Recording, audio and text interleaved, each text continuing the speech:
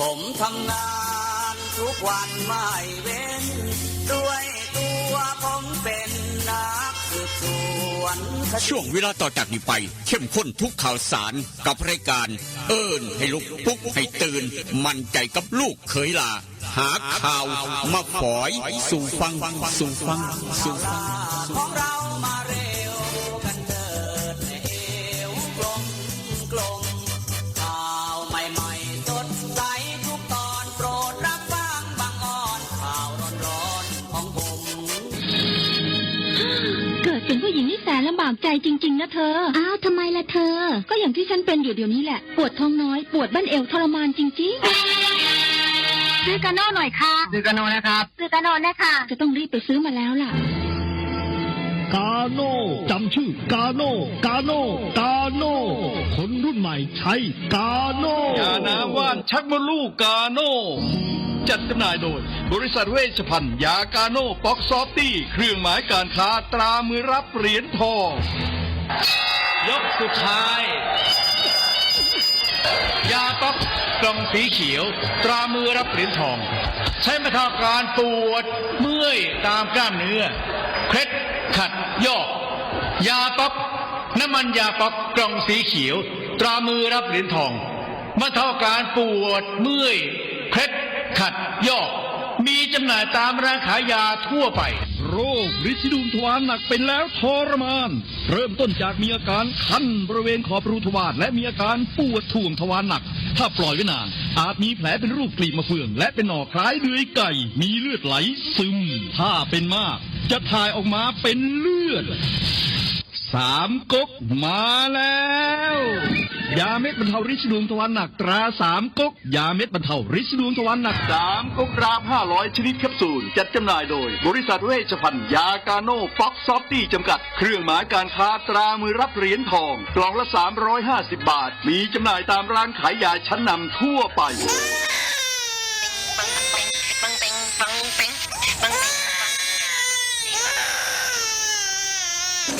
ลูกแอวลูกไห้เป็นไข่ไปหาหมอช่วยด้วยช่วยหน่อยคุณหมอไปคลินิกนายแพทย์จามิกรหรือว่าหมอดอดใจดีตั้งอยู่ตรงข้ามตลาดสดสีช่องใหม่ไปมาหางายตรวจรักษาโรคทั่วไปเด็กผู้ใหญ่ผู้สูงอายุความดันเบาหวานตรวจน้ำตาลในเลือดโรคทางเดินอาหารทางเดินหายใจปวดกล้ามเนื้อคอกระดูกเสื่อมมีวิตามินบำรุงผิวบำรุงร่างกายบริการส่งตรวจเอ็กซเรย์คอมพิวเตอร์ตรวจคลื่นแม่เหล็กไฟฟ้าไปคลินิกนายแพทย์จามิกรอยู่ตรงข้ามนาตลาดสีช่องใหม่ตรวจดีมีมาตรฐานบริการเหมือนญาติพี่น้องเปิดบริการสู้มือต้องไปหาหมอดอดใจดีสอบถามได้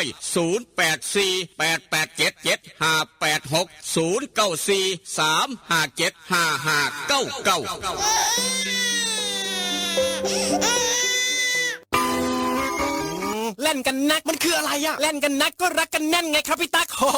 รักกันแน่นแน่นเหมือนอะไรครับพี่เหมือนเหงือกกับฟันรักกันแน่นดีใช่ก็ยาสีฟันสมุนไพรตราหมอจุฬาวันนี้ยิ่งมั่นใจปรับโฉมใหม่แต่รสชาติแน่นเหมือนเดิมด้วยสมุนไพร5 ชนิดให้รักกันแน่นดีแบบนี้เล่นกันนักรักกันแน่นยาสีฟันสมุนไพรตราหมอจุฬาโฉมใหม่เยี่ยมยามถามข่าวว่าเวียกว่างานขอต้อนรับด้วยกาแฟหอมคนละจอ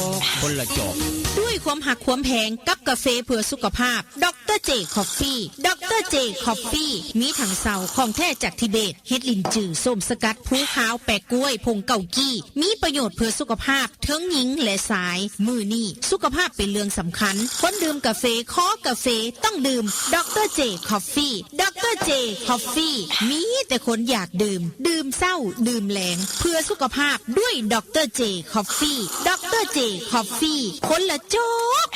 อกมีจำหน่ายที่ FM 96.5 เมกะเฮิรตซ์0816016232เด้อเจ้าวิทยาลัยเทคโนโลยีวิชาชีพท่าบ่อวิทยาลัยเทคโน โนโลยีวิชาชีพท่าบ่ออำเภอท่าบ่อจังหวัดหนองคาย เปิดสอนหลักสูตรในระดับปวช และปวสจำนวน 13 สาขาวิชาเลือกได้ตามความถนัดเทคโนโลยีธุรกิจดิจิทัลการบัญชีการตลาดโลจิสติกการท่องเที่ยวการโรงแรมอาหารและโภชนาการช่างยนต์ช่างไฟฟ้าอิเล็กทรอนิกส์สถาปัตยกรรมการจัดการบริการสถานพยาบาลและการจัดการธุรกิจค้าปลีกวิทยาลัยเทคโนโลยีวิชาชีพท่าบ่ออาคารสถานที่บุคลากรพร้อมสื่ออุปกรณ์การเรียนการสอนทันสมัยมีหอพักให้มีรถรับส่งมีกองทุนกู้ยืมคนดีคนเก่งมีทุนให้มีเรียนรอดอปี1ถึงปี5ฝึกงานมีรายได้จบแล้วมีงานทำรับผู้จบม3หรือเทียบเท่าเรียนต่อปวชจบม6หรือเทียบเท่าหรือจบม7จากสปปลาวเรียนต่อปวสคิดจะเรียนต่อสายอาชีพได้เงินได้วุฒิมีงานทำต้องเรียนที่วิทยาลัยเทคโนโลยีวิชาชีพท่าบ่อสอบถามได้ดร.รัชนีดร.คำนึงเลื่อนแก้ว09186303590855983107สมัครเรียนได้ทุกวันนะคะ เรียนดีมีทักษะพละเก่งเคร่งวัฒนธรรม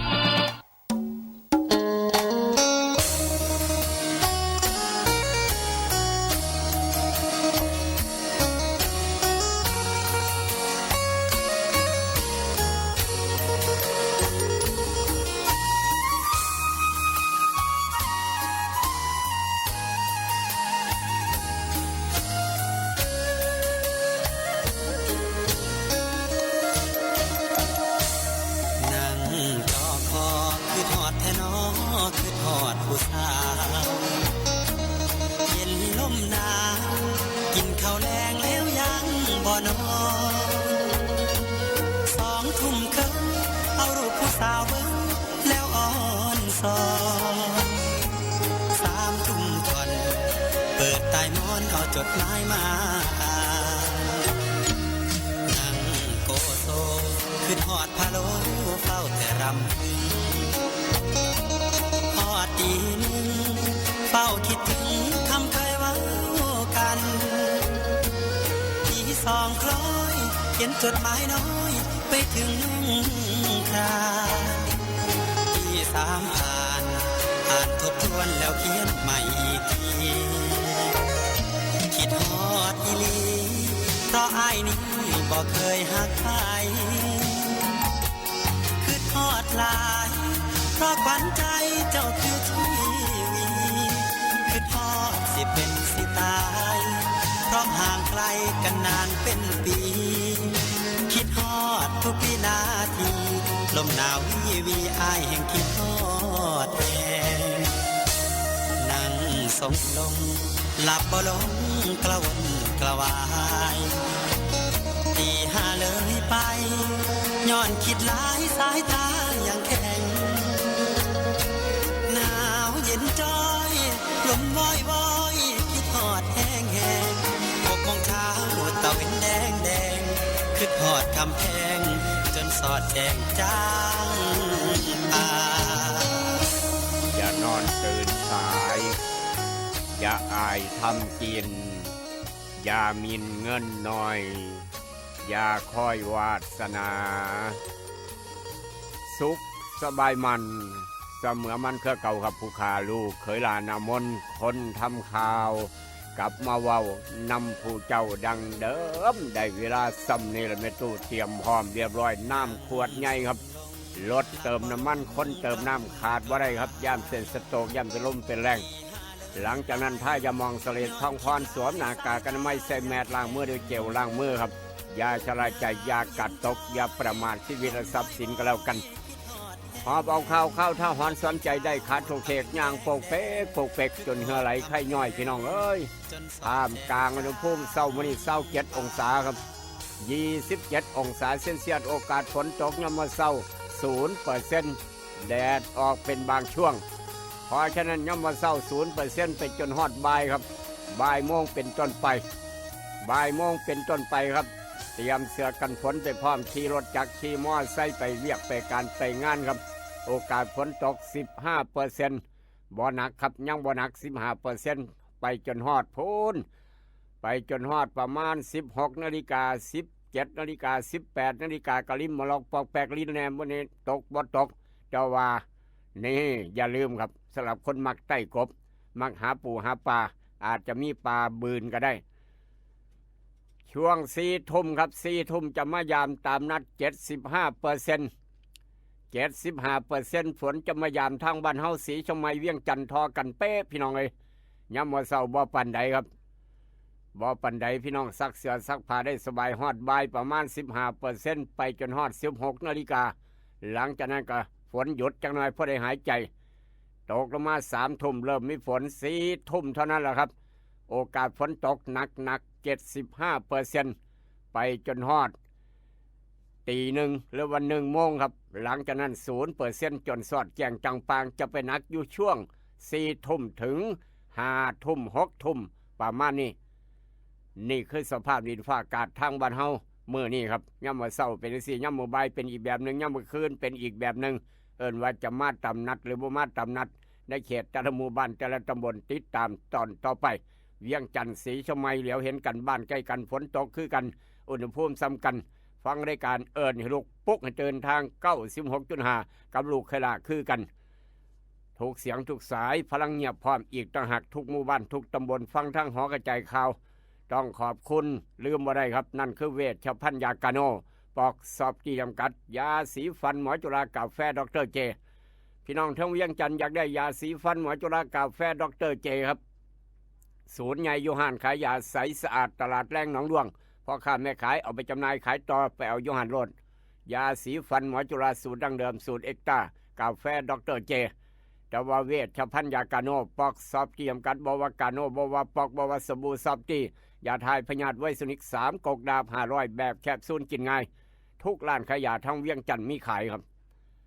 อยากได้คำจักเสียนท้องเสียนน้อยเสียนใหญ่ครับพอปู่มิญาเตรียมมัดแขนเอาลูกไผ่พอเฒ่าแม่เฒ่าเตรียมมัดแขนเอาลูกเขยก็บ่ต้องขึ้นยากเพราะว่ามื้อนี้เป็นมื้อเลิกงามยามดีอยู่แล้วไปเอาอยู่ห้านขายคำแม่กองแพงคำผิวตั้งแต่เช้าได้รถเพิ่นเปิดบริการพี่น้องอยู่ทางตลาดเช้านครหลวงเว้าแค่นี้พี่น้องหูจักดีปัญญังแต่ว่าลูกไผ่อยากได้ตำน้ำปลาแดกแซ่บนัวคั่วอิ่มหุ่งไปตำบักฮุงสู่แม่ยากินเพราะว่าแม่ยามักตำบักฮุงเอาอย่าลืมครับไปเอาอยู่ไสห้านสิ้นดาดอิ่มพุ่งบ้านสีส้มเซินเก้าเลี้ยวเมืองสีโคตรหรือว่าจะโทรไปสั่งก็ได้552022820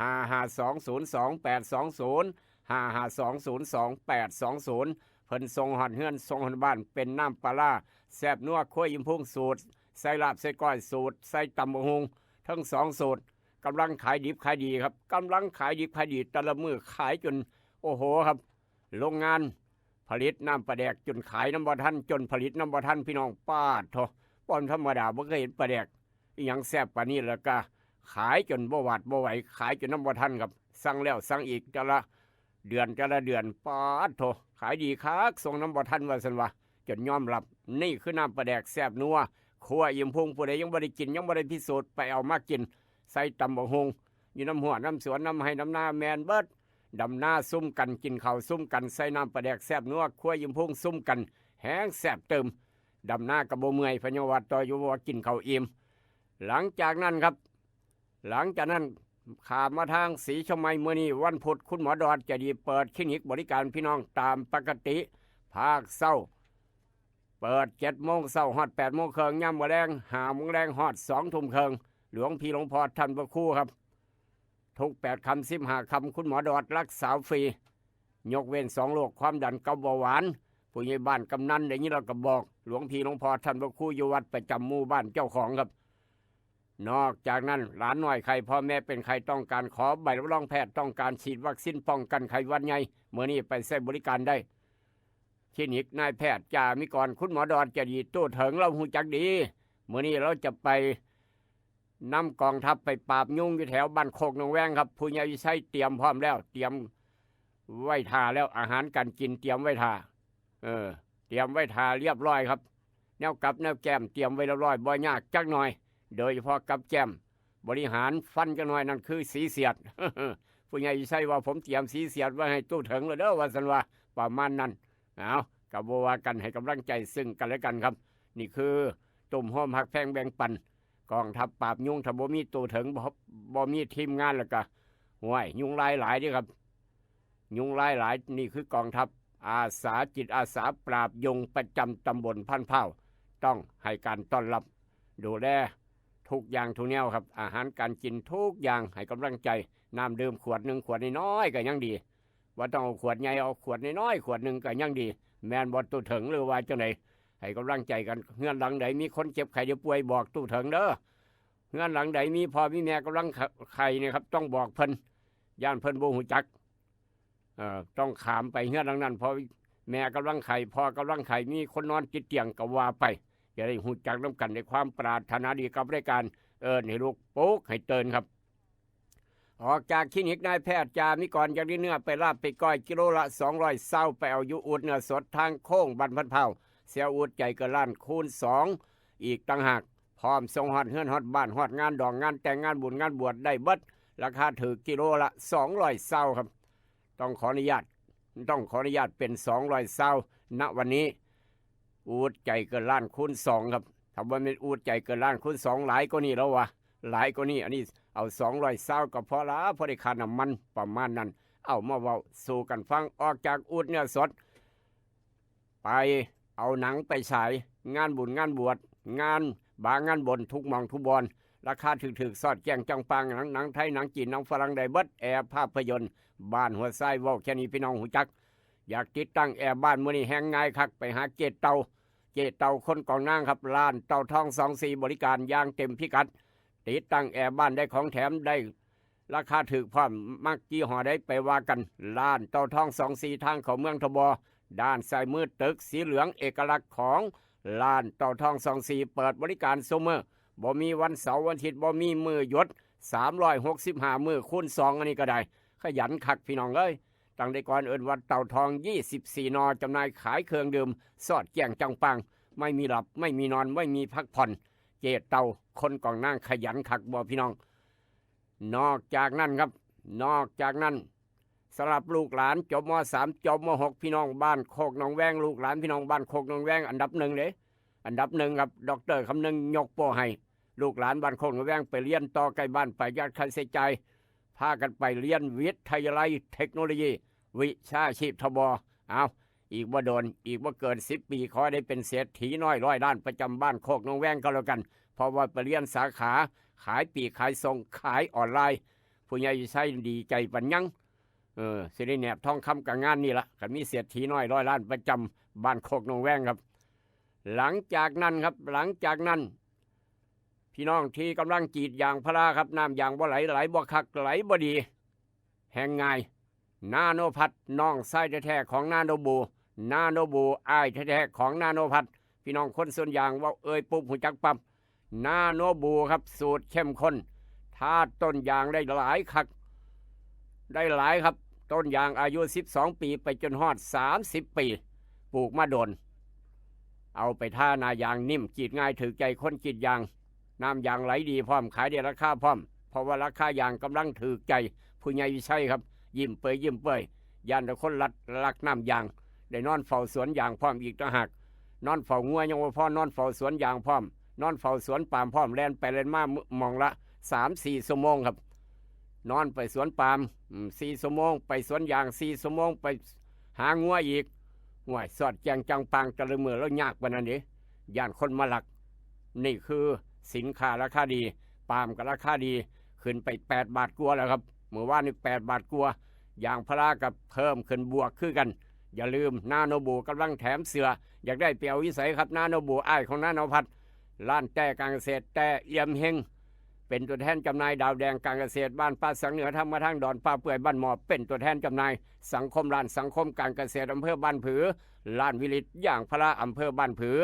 ท่ามกลางอุณหภูมิเปรียบเทียบบ้านเฮา27 องศาฮ้อนตั้งแต่เช้าอย่าฮ้อนตามอากาศก็แล้วกัน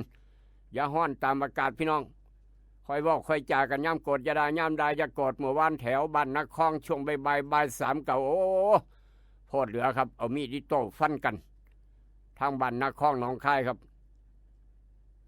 นี่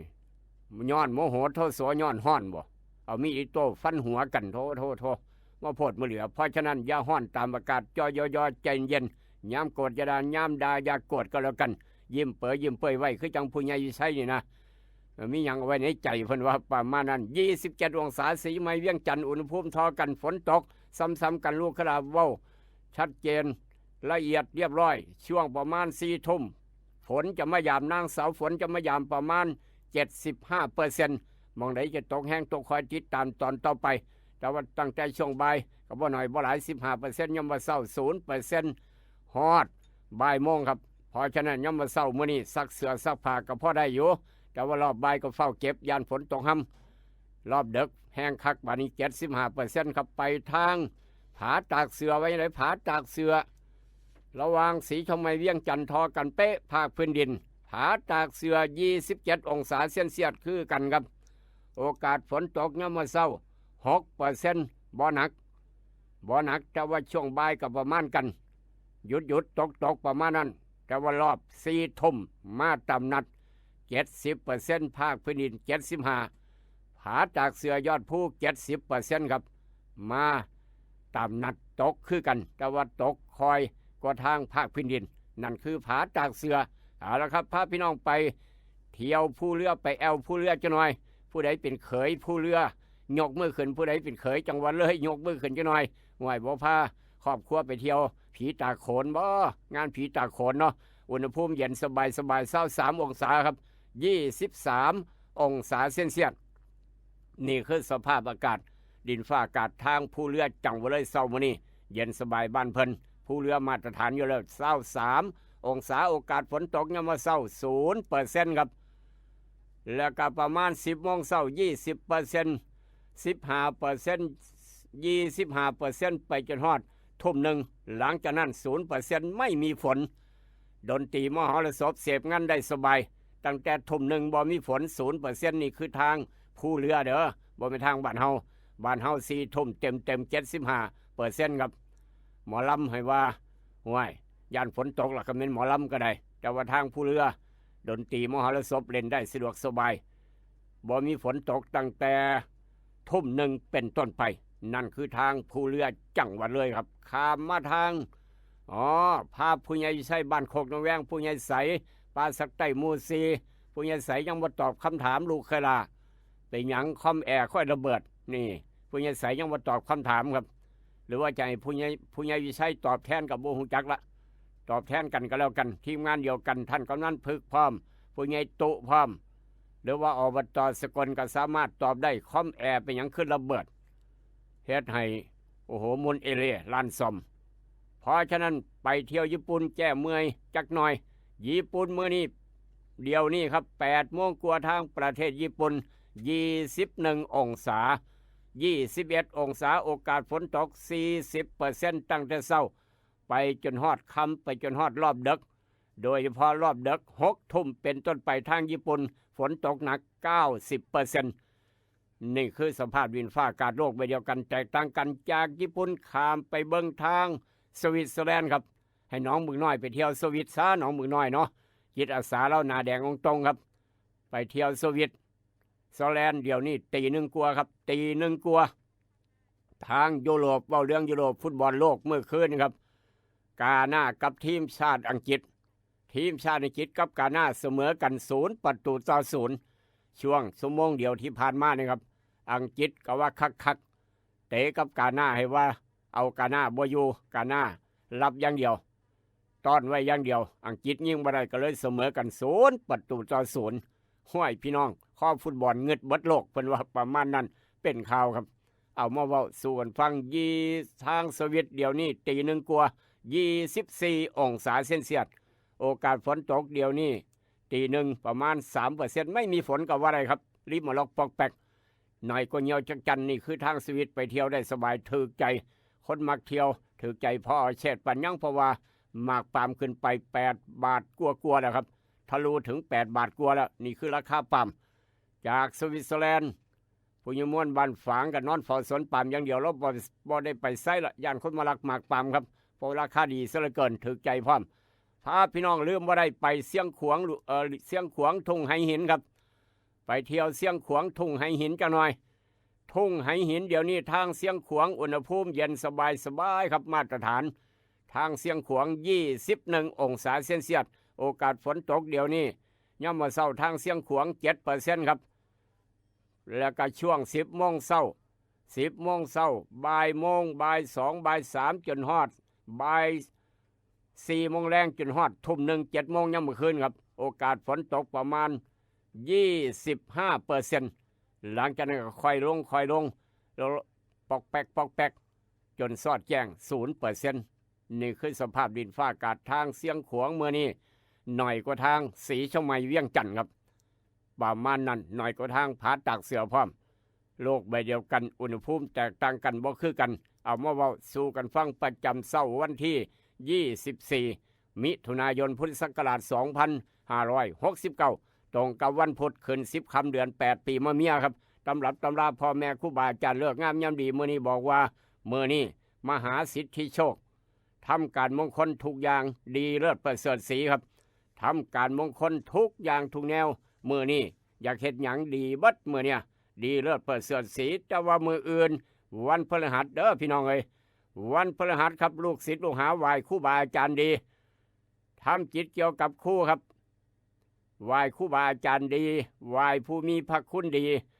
ไปขอพรจากผู้มีพระคุณดีไปหาหลวงพ่อนี่ไปหาหลวงพ่ออยู่วัดว่ารามต่างๆดีครับไปทำบุญดีมื้ออื่นบวงสรวงเฮ็ดงานบวงสรวงบูชานั่นบูชานี่ดีทำบุญดีสรุปแล้ววันพฤหัสมื้ออื่นทำจิตเกี่ยวกับนี่ลูกศิษย์ลูกหาครับหรือว่าหลวงพี่หลวงพ่อไปไหว้พ่อแม่ครูบาอาจารย์พระสามเณรไปไหว้โอ้สารพัดดีบัดทำบุญดีมื้อวันพฤหัสมื้ออื่นนี่ทำบุญดีครับวันศุกร์พี่น้องวันศุกร์26บอกล่วงหน้าเปิดสถานบันเทิงดีเปิดร้านคาราโอเกะเปิดคับเปิดบาร์เปิดในภาษาดีเปิดสถานบริการร้านตัดพอกตัดผมเสริมสวยดีเปิดธนาคารดีเปิดร้านงานศิลปะเกี่ยวกับตกแต่งสถานที่ปั้นรูปรอรูปเหมือนดียิ่งนักแลในการค้าการขายนั่นคือวันศุกร์26วันเสาร์27พี่น้องจะได้วางแผนวันอาทิตย์บดีเปิดปั๊มน้ำมันดีเปิดอู่สำรถร้านน้อยร้านใหญ่ดีเปิดร้านขายเครื่องยนต์กลไกมือสองดีหรือว่านั่นคือเกี่ยวกับเสียงกงครับเครื่องยนต์กลไกเปิดร้านขายอะไรมอไซค์รถใหญ่ดีวันเสาร์เปิดร้านขายอุปกรณ์ก่อสร้างดีผู้ใหญ่วิชัยก่อสร้างดีนี่ประมาณนั้นนี่คือวันเสาร์เพราะฉะนั้นพี่น้องจะเอาแบบไหนบอกล่วงหน้า3 มื้อ 4 มื้อจะได้วางแผนบอกว่าพี่น้องทางฝั่งไทยพี่น้องทางนครหลวงเวียงจันทร์ผู้ใหญ่ตัวว่าให้ผลมันแหนผมก็จะเปิดร้านขายลาบขายก้อยคือกันพยังวาต่ออยู่ยังบ่มีเกี่ยวกับขายลาบขายก้อยเด้อผู้ใหญ่ตุใจเย็นจังหน่อยเดี๋ยวจะว่าสู่ฟังมื้อหน้านี่คือเกี่ยวกับเลิกงามยันบีพ่อแม่ครูบาอาจารย์บอกไว้ลูกขลาบอกต่อเสื้อบ่เสื้อเป็นอีกเรื่องหนึ่งเจ้าเลิกสะดวกก็แล้วแต่ตามอัธยาศัยไม่ผิดกฎหมายแต่ว่าหลานชายหลานสาวลืมตามโลกคลอดมาเมื่อคืนคลอดอยู่โรงพยาบาลคลอดยังไม่ได้ก็ตามแต่พี่น้องทั้งเวียงจันทร์พี่น้องฟังอยู่ทางอินเทอร์เน็ตไลฟ์สด Facebook ทั้งออนไลน์ทั่วประเทศทั่วโลกใบนี้ครับอย่าลืมกดไลค์กดแชร์กดติดตามให้แน่ก็แล้วกันจะขอบพระคุณเป็นอย่างสูงดวงวาสนาหลานชายบักคำน้อยอาจารย์พินโยเอากระดานดำขึ้นมาดินสอหินขึ้นมานั่งเขียนบวกลบคูณหารนั่งสมาธิน้อยหนึ่งได้ออกมาไว้จังสี่เมตรโตเด้อสำหรับคนได้หลานทรายเท่าเฮืองเท่าหมอนเอามาลงยังบ่ได้หลานทรายนโมยังบ่ได้หลานสาวนโมผู้ใหญ่ใช้ยาหลงมืออย่าหลงสาวเอามือลงยังบ่ได้หลานสาวหลานทรายนโมโอ้ยว่าให้เจ้าผมเนาะเพิ่นสิวะเก่าหัวยอกอีกต่างหากแล้วครับดวงวาสนาบักคำน้อยหลานทรายใหญ่ขึ้นมาจะเป็นคนรูปร่างหน้าตาดีรูปรอซื่อสัตย์สุจริตเพราะว่าเกิดมาตั้งแต่6:01 นาทีที่ว่าเกิดวันพุธยังเมื่อคืนครับมักความยุติธรรมพร้อมเจรจามีน้ำหนักชัดถ้อยชัดคำหนาเสือถือหูจักเว้าหูจักจาสุภาพเรียบร้อยเหตุอิหยังกะยาโดยพนักงานเหตุงานเกี่ยวกับการเว้ามักเป็นยังการขีดการเขียนการประชาสัมพันธ์การติดต่อสื่อสารการเดินทางการขนส่งหลานชายผู้นี้หากเหตุงาน2 อย่าง2 แนว2 อาชีพจะเฮ็ดได้โดนและก็มั่นคงนี่แหละครับถ้าหลานชายครับเฮ็ด2 อย่าง 2 แนวพร้อมกันจะเฮ็ดได้โดนมั่นคงครับเป็นผู้ใหญ่บ้านพร้อมก็ได้เฮ็ดหน้าพร้อมเลี้ยงงัวพร้อมเฮ็ดเนื้อพลอยๆไปขายตลาดพร้อมเห็นบ่2 อย่าง 2 แนว 2 อาชีพเฮ็ดได้โดนปัญญังนี่คือหลานชาย ดวงวาสนาเกิดวันพุธย่ำมื้อคืนครับเพิงญาติพี่น้องบ่ได้ใหญ่มานี่พี่น้องบ่ให้เพิงครับเพราะเจ้าของมีเงินอยู่แล้วเพิงญาติพี่น้องบ่ได้จักอย่างหลานชายผู้นี้หากบวชจะเจริญรุ่งเรื่องดีเป็นสมภารเจ้าวัดเป็นพระนักเทศน์พร้อมเพราะว่าเรามักเว้าประมาณนั้นนี่คือดวงวาสนาหลานชายครับสำหรับพี่น้องบ้านเฮาเจ้าขอได้หลานสาวได้อีกน้อยใหญ่ขึ้นมาว้ายเว้าเป็นจังน้อยคุณตาจ๋าคุณยายจ๋าคุณตาจ๋าคุณยายจ๋าหนูให้ก็ลองเบิ่งเถอะแม่ผู้ใหญ่วิสัยคันแม่นผู้ใหญ่วิสัยได้หลานสาวลืมฮอดไปประชุมครับลืมฮอดไปเฮ็ดนาพวกนี้บ่แม่นธรรมดา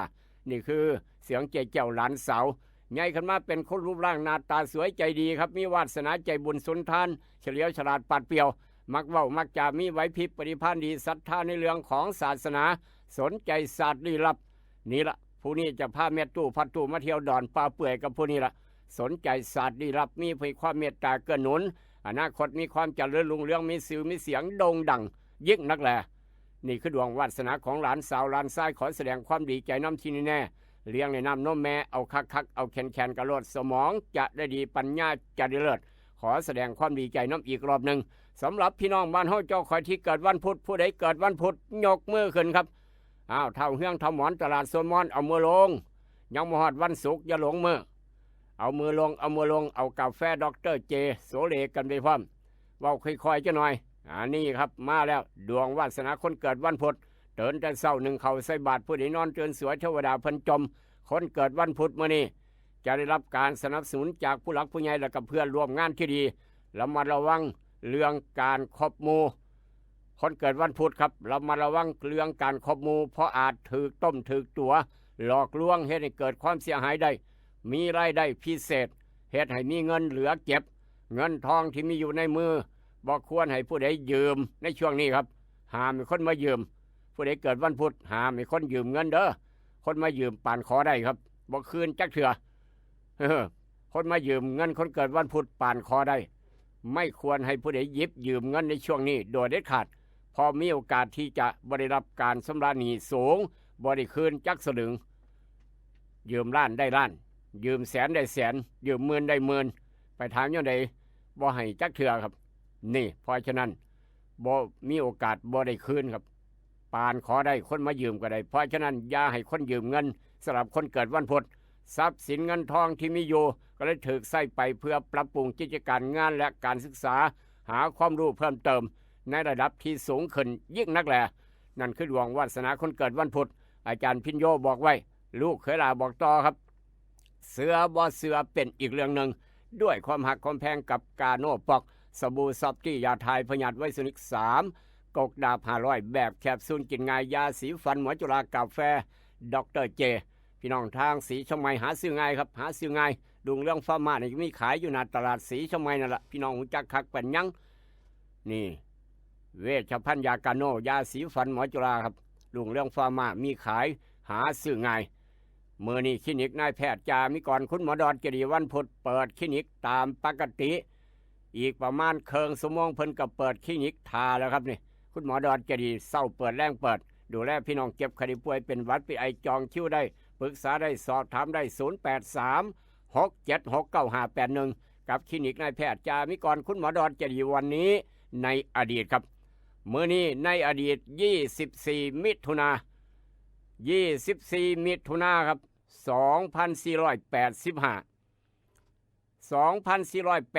2485 สมัยนั้นนุ่มน้อยกระดันดำศอกจักรพันธ์ข้าเขายังบ่ได้เกิดผู้เดียวคือผู้ยมวนบ้านฝังแล้วเกิด2 รอบแล้วย้อนคนเฮ็ดบุญหลายครับย้อนเฮ็ดบุญหลายถวายทีเอาทีหน้าเจ้าของเฮ็ดเป็นทางให้พี่น้องได้เที่ยวนํครับแล้วบ่หวงดิแล้วบ่ขี่ทีวันเถาะแบ่งหน้าเจ้าของครับเฮ็ดเป็นพี่น้องย่างไปหน้าเพราะว่าเป็นทางตันเมื่อเป็นทางตันแล้วเฮ็ดจังได๋ผู้ยมวนในฐานะเป็นผู้ใหญ่บ้านเราเอาหน้าเจ้าของครับเฮ็ดถนนให้พี่น้องได้เที่ยวไปหน้าได้เบิดทุกคนไปมาไปออกถวายให้เป็นที่สาธารณะนี่คือเราก็เลยเป็นคนบุญหลายอายุยืนพร้อมอีกต่างหากผู้ยมวนบ้านฝางครับ24มิถุนาปี2485ว่าเรื่องที่บางคนนี่โธ่ผู้ใดย่างคันแท่หน้าเพิ่นก็บ่ได้ยันแต่คันแท่หน้าเป็นหยังหมื่นบ่6บ่หรือว่า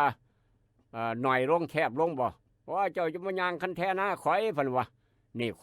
นขี้ทีคนหวงเพิ่นว่าก็เลยบ่มีบุญน้ำหมู่บ่คือผู้ยิมวนบ้านฝังเพราะฉะนั้นมื้อนั้นครับ24มิถุนายนปี2485ทางเมืองหลวงทางกรุงเทพเป็นพิธีเปิดอนุสาวรีย์ชัยสมรภูมิเป็นมื้อแรกอนุสาวรีย์ชัยสมรภูมิหลายคนเคยไปเฮ็ดงานอยู่แถวนั้นครับเฮ็ดงานแถวใดอนุสาวรีย์ชัยแถวนั้นละเพิ่นว่าเฮ็ดงานอยู่บริษัทแถวนั้นอยู่ร้านอาหารแถวนั้นเสิร์ฟอาหารอยู่หันสารพัดเนื้อสดตั้งแต่กี้ตั้งแต่ก่อนเป็นจังซั่นครับหลายคนนักเรียนนักศึกษาจำไว้จักหน่อยเป็นความรู้รอบโตครับอนุสาวรีย์ชัยสมรภูมิเป็นจุดศูนย์กลางของเมืองกรุงเทพครับจุดศูนย์กลางของเมืองกรุงเทพหลักกิโลเมตรที่ศูนย์อยู่อนุสาวรีย์ชัยครับเพราะฉะนั้นหนองคายไปกรุงเทพกี่กิโล650กิโลสมมติหนองคายไปกรุงเทพระยะทางยาวเท่าไหร่ครับ650กิโลหลักที่0กิโลอยู่อนุสาวรีย์ชัยครับจุดศูนย์กลางของเมืองกรุงเทพอยู่หันเป็นความรู้รอบตัวนักเรียนนักศึกษาเป็นคำถามอาจจะไปตอบคำถามชิงปัญหาชิงรางวัลยังกะยาหลักกิโลเมตรที่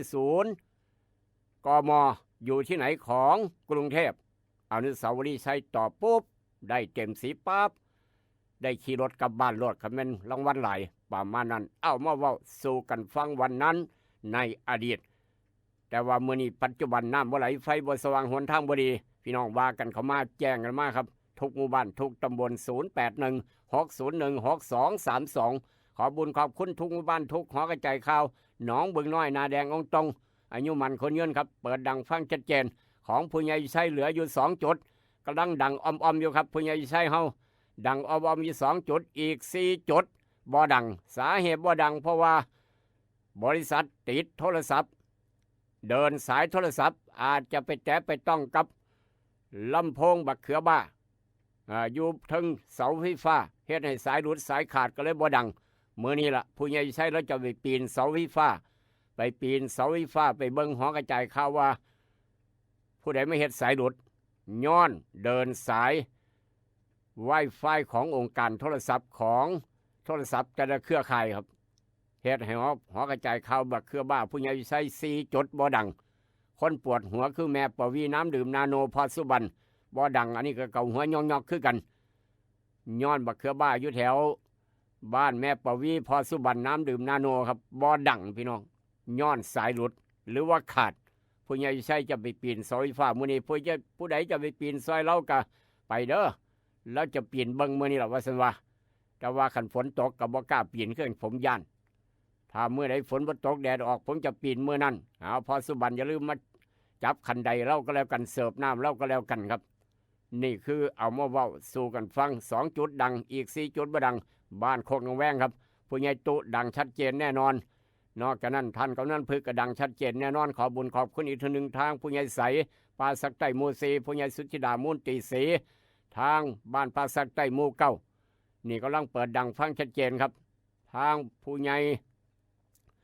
บ้านเสียวแต่ว่าเป็นกำนันตำบลหนองประปากรับเงินตำแหน่งเดียวตำแหน่งกำนันตำแหน่งผู้ใหญ่บ้านบ่ได้รับนั่นคือผู้ใหญ่สกัยทางบ้านเสียวครับผู้ใหญ่ดุลบ้านไร่ดอนไผ่โพธิ์ตากพุ่นทองทุ่งบ้านทุกตำบลอบตสกลคนโคกทำคู่เรื่องปอมหันยกโปให้อีกต่างหากทีมงานผู้ใหญ่วันครับอบตสกลโดนจะได้ยินเสียงเธอหนึ่งครับนอกจากนั้นไปทางบ้านท่าสำรานพี่น้องอำเภอเมืองหนองคายหลายจุดหลายหม่องทางท่าเสด็จไปจนตลาดชัยพรไปจนฮอดวัดหลวงพ่อบาทเดียวครับท่านไปจันทวรแถวริมฝั่งโขงฟังได้พี่น้องเวียงจันทร์ทุกตอกซอหอมพี่น้องทางต่างประเทศฟังทางไลฟ์สดเฟซบุ๊กทางออนไลน์พร้อมทางไอเสียหมอกฟังทางสมุทรปราการทางกรุงเทพสนามบินสุวรรณภูมิฟังก็ได้ชัดเจนทางออนไลน์ครับข้อบุญขอบคุณลืมบ่ได้คือคลินิกนายแพทย์จามิกรคุณหมอดอนจริยาสีฟันหมอจุฬากาแฟดรเจเวชภัณฑ์ยากาโนปอกสอบที่จำกัดน้ำประแดกแซบนัวครัวอิ่มพุ่งครับนาโนพัดน้องไส้แท้ของนาโนบูกำลังแถมเสืออ้ายของนาโนพัดล้านแต่การเกษตรแต่เอี่ยมเฮงเป็นตัวแทนจำหน่ายไปสำรวจตรวจสอบหน้าหนึ่งของไทยรัฐเศร้ามื้อนี้ขึ้นหน้าหนึ่งเทเลอร์เมื่อวานมีข่าวใหญ่ระดับประเทศครับ ลูกหลานไปสอบท้องถิ่นไว้อาจจะถือโละบโละต้องติดตามตอนต่อไป ลูกหลานหลายคนไปสอบเป็นพนักงานเป็นข้าราชการ ประจำอบตเทศบาลทุกหม่องทั่วประเทศไทยครับเมื่อวานมีข่าวใหญ่เรื่องนี้ก็ได้ขึ้นหน้าหนึ่งเทอเลอร์ขึ้นหน้าหนึ่งเทอเลอร์ของไทยรัฐย้ายอธิบดี เห็นไหมครับย้ายอธิบดีเกี่ยวกับสอถอหรือว่าท้องถิ่นนั่นแหละเส้นจับโกงครับเป็นยังคือย้ายด่วนไปนั่งตบยุงสะก่อนเส้นยังครับจับโกงสอบข้าราชการท้องถิ่นสอบข้าราชการท้องถิ่นครับเจ้าหน้าที่รัฐทำเป็นขบวนการโอ้โหครับเจ้าหน้าที่รัฐทำเป็นขบวนการครับเปิดบริษัทรับแก้ไขคำตอบรับแก้ไขข้อสอบโธ่เฮ็ดได้จังไดบ้านเฮ็ดได้จังไดครับมีเงินสะพัดบ่หน่อยบ่หลายผู้นั้นก็700,000ผู้นี้ก็1,000,000ตำแหน่งสำคัญแน่ผู้นี้ก็500,000ผู้นี้ก็70,000ผู้นั้นก็ห้วยทั่วประเทศมีเงินสะพัดประมาณบ่หน่อยบ่หลายครับ 4,500 ล้านบาท 4,500 ล้านบาทโอ้โหโธ่ว่าโพดมาเหลือแต่พอกับแม่ละขายหน้าครับขายหน้าให้ลูกชายลูกสาวไปสอบเอาเงินไปให้คณะนี่สันบ่เนาะโอ้ยเสียดายเงินนี่เนาะอีพอเสียดายเงินเด้เบิดแน่สิว่าครับหนังสือบ่อ่านแต่ว่าอยากสอบได้นี่สำคัญนะ100%ครับผู้ใดอ่านเต็ม100%สอบบ่ได้เนี่ยเงิดหลายคนเงิดถ้า100%อ่านอยู่2%เฮ็ดจังได๋ก็สอบบ่ได้เอาเงินสอบให้อายคนเด้อพี่น้องไม่มีศักดิ์ศรีครับไม่มีศักดิ์ศรีถ้าเอาเงินสอบให้ไม่มีศักดิ์ศรีผู้ได้กินเทวดาก็เบิ่งไว้บันทึกลงในบัญชีหนังมาเรียบร้อยโยมบาลถือลงโทษภายหลังครับขณะเกษียณไปได้แท้ก็ยังติดคุกติดตารางอย่ามองข้ามความปลอดภัยโดยเด็ดขาดนี่คือหน้าหนึ่งของไทยรัฐเพราะฉะนั้นอ่านคักๆถ้าแน่ต้องอ่านหนังสือให้เต็ม100%อ่าน200% 300% 500%อ่านแล้วอ่านอีกอ่านแล้วอ่านอีกข้อสอบ100ข้อถือ99ข้อจุด5พุ่นนะเรื่องใดสิบ่ได้เรื่องใดสิบ่ได้ครับแม่นบ่พอเงาพุทธชัยใจชื่นสอบบรรจุรับราชการตั้งแต่ก่อนมีเงินพละ100 กว่าบาทครับไปนอนอยู่เถียงหน้าน้อย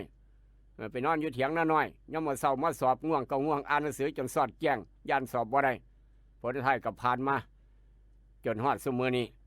ผู้ใดให้เงิน200อีพ่อให้อีแม่ให้พ่อตู้แม่ตู้ให้ประมาณนั้นบ่ได้เสียเป็นแสนเป็นล้าน 60,000 70,000 35,000 45,000โอ้ยพี่น้องเอ้ยจักสิว่าจังได๋เสียดายเงินเว้ามาเอาห้ามไว้ตัวอย่างนี้คือข่าวใหญ่ครับข่าวใหญ่หมู่บ้านนี้ย้ายอธิบดีนี่เส้นจับโกงสอบข้าราชการท้องถิ่นครับนี่คือข่าวใหญ่คือหน้าหนึ่งของไทยรัฐเดลินิวจะคือกันบ่ติดตามตอนต่อไปนายกหนูสางปัญหาFT ยัดเยียดประชาชนครับFT ค่าไฟฟ้ายัดเยียดประชาชนเก็บเงินกับตาสีตาสาเก็บเงินกับลูกขลาเก็บเงินกับไทยบ้านไทยซองเก็บเงินกับผู้ใหญ่ใช้ครับมาหลาย10 ปีว่าซั่นว่าต้องติดตามคดีเด็ดนี่ก็ได้เกี่ยวกับค่าไฟฟ้ายัดเยียดกับแท้เฮาเจ้าข่อยนอกจากนั้นจับตายพ่อฆ่ายานรกจับตายครับพ่อฆ่ายานรกว่ามันจับเป็นนี่จับตายเอายังจับเอาปืนจับครับตายคอรอนี่คือการฆ่าแนวผิดกฎหมายมื้อนี้บ่ตายมื้ออื่นอาจจะตายก็ได้จับตายพ่อฆ่ายานรกเว้าแค่นี้พี่น้องฮู้จักไปทางอเมริกาต่างประเทศมากันงดความบาดอิหร่าน60 มื้อเลื่อนไปอีก2 เดือนครับ60 วันรวบผัวเมียถูกจับหลอกพวกไฮโซครับผัวกับเมียผัวก็วางแผนกับเมียวางแผนไปหาต้มหาตัวคนมีเงินมีทองพี่น้องเอ้ยรับฝากจังสั้นจังซี่ขายของจังซี่เอาเงินมารวมลงทุนกับพวกผม100 บาทจะได้เงินคืน1,000 บาทมื้อละพันลงทุน100 บาทถือดีใจว่าเจ้าของจะได้ดอกหลายยอมเอาเงินเป็นล้านมาลงทุนเอิ้นว่าตัวครับบ่ได้คืนจักบาทผลท้ายผัวกับเมียถูกจับหลอกพวกไฮโซเสียเงินย้อนหลงเสือว่าเจ้าของจะได้ดอกเบี้ยหลายครับซันโว18 ลูกเมสซี่ฟุตบอลโลกสถิติใหม่ดาวยิงระดับโลก เมสซี่ทางอาร์เจนตินาครับล่างสุดของไทยรัฐจากไทยรัฐอันหนึ่งไปดวลไทยรัฐเข้ามามีอย่างแน่ครับดวลไทยรัฐเข้ามามีอะไรเนี่ยมาแล้วครับพี่น้องชาวบ้านผวาชาวบ้านผวาย่านลูกกระสุนปืนกลจากการสู้รบในพม่ามัดตกใส่หลังคาบ้านฟังประเทศไทยครับซอดโซโวหัวบ้านกัดซอดแอมด้วยสังกะสีโอ้โทต้นมะเขือกะหักผู้ใดมายิงต้นมะเขือเนาะนี่เนาะต้นมะเขือปลูกไว้ว่าสิได้กินมะเขือกับปนกับแก้วเนี่ยแล้วมายิงต้นมะเขือกับลูกปืนมาถึกลูกกระสุนปืนกลมาถึกต้นมะเขือหักมะเขือตายไปต้นหนึ่งเสียหายไปหลายลูกหลายหมากโอ้โทเสียดายดีเนาะถือยังว่าถือเมื่อถือต้นมะเขือครับตกใส่เฮือนใส่บ้านของพี่น้องแถวฝั่งไทยครับนอกจากนั้นพกมีดหมอเครื่องล่างของขังกบรอดเทวดาบ่เข้าคางรถกระบะขนยาบ้าโอ้ยยมพบาลเทวดาบ่เข้าคางประเภทเอารถมาขนยาบ้าแหกด้านตำรวจแลนต่ำเสาทิมรถหนียึด2 ล้านเม็ดเครื่องล่างของขังกบรอดพกมีดหมอก็ยังบ่รอดถึกจับคือเก่านี่คือเทวดาบ่เข้าคางทำผิดกฎหมายครับเร่งตรวจสอบแอปจีนให้บริการเดลิเวอร์เดลิเวอรี่ครับในประเทศไทยแกะห้อยผู้ถือหุ้นสถานะธุรกิจจีนให้บริการการส่งอาหารการกินส่งพัสดุสินค้าต่างๆฮอดเฮือนฮอดบ้านครับเร่งตรวจสอบแอปด่วนเป็นเถื่อนหรือบ่เถื่อนประมาณนั้นเป็นข่าวนอกจากนั้นกกร.ชูข้อเสนอหาเปิดรณรงค์เลือกตั้งผู้ว่าสก.ปี69ผลักดันกทม.ต้นแบบความโปร่งใสครับติดตามเพราะว่า28 มิถุนาจะมีการเลือกตั้งผู้ว่ากรุงเทพเลือกตั้งสมาชิกต่างๆแต่ละเขตพี่น้องหูจักดีปัญญังละเสียงจากไทยบ้านครับเสียงจากไทยบ้านจี้ยกเลิกเก็บค่าไฟสาธารณะกับไทยเฮาเจ้าข่อยเสียงจากไทยบ้านเด้อบอมเสียงจากหอกระจายข่าวผู้ใหญ่บ้านเด้เสียงจากไทยบ้านครับจี้ยกเลิกเก็บค่าไฟสาธารณะไฟกลางถนนไฟอยู่นำทางหลวงเนี่ยครับอย่ามาหักเอากับไทยเฮาเจ้าข่อยอย่ามาหักเอากับไทยบ้านเดือนละ2 บาท3 บาท10 บาท20 บาททุกเดือนมาตลอดหลายปีเพิ่นว่าเสียงจากไทยบ้านบ่เป็นเสียงจากหอกระจายข่าวครับว่าจังสั่นนี่คือหน้าหนึ่งของไทยรัฐเอาละครับพาพี่น้องไปต่อครับกับกาโนปอกสบู่ซับที่ยาไทยพญาตไว้สุนิก3 กกไปรบเขมรครับปรากฏว่านี่เป็นวีรบุรุษรอดมาครับไปรบเขมรจ่าเข้มรอดมาจ่าเข้มไปรบเขมรตามแนวชายแดนที่ผ่านมาสบายครับโอ้ยปราบเขมรหลายคณะหลายร้อยแต่ว่ากลับมาอยู่บ้านมื้อพักผ่อนครับมื้อพักผ่อนกลับมาอยู่บ้านกับพ่อกับแม่มาอยู่กับครอบครัวจ่าเข้มเถิกศึกยังครับเถิกศึกษานิเทศขับรถกระบะแล่นต่ำมอเตอร์ไซค์ของจ่าเข้มมอเตอร์ไซค์กับมูลจ่าเข้มกัดไต่พี่น้องเอ้ยไปรบชายแดนบ่ไต่ครับบัดสิไต่มาไต่ย้อนศึกษานิเทศขับรถกระบะต่ำไต่อยู่บ้านเจ้าของเรียบร้อยครับนี่คือจ่าเข้มครับไปรบอยู่ชายแดนกับเขมรรอดมาได้บ่ตายครับบัดสิตายกลับมาบ้านมาพักผ่อนถือกระบะของสน.ศึกษานิเทศกำลังขี่มอเตอร์ไซค์ถือรถกระบะสน.ต่ำไต่คักบ่พี่น้องโอ้ยเบิดแนวสิว่าเบิดแนวสิเว้าเนาะนี่เนาะเอาขอแสดงความเสียใจกับจ่าเข้มครับครอบครัวจ่าเข้มทหารสู้รบชายแดนเสียชีวิตจากมอเตอร์ไซค์ของสน.ศึกษานิเทศ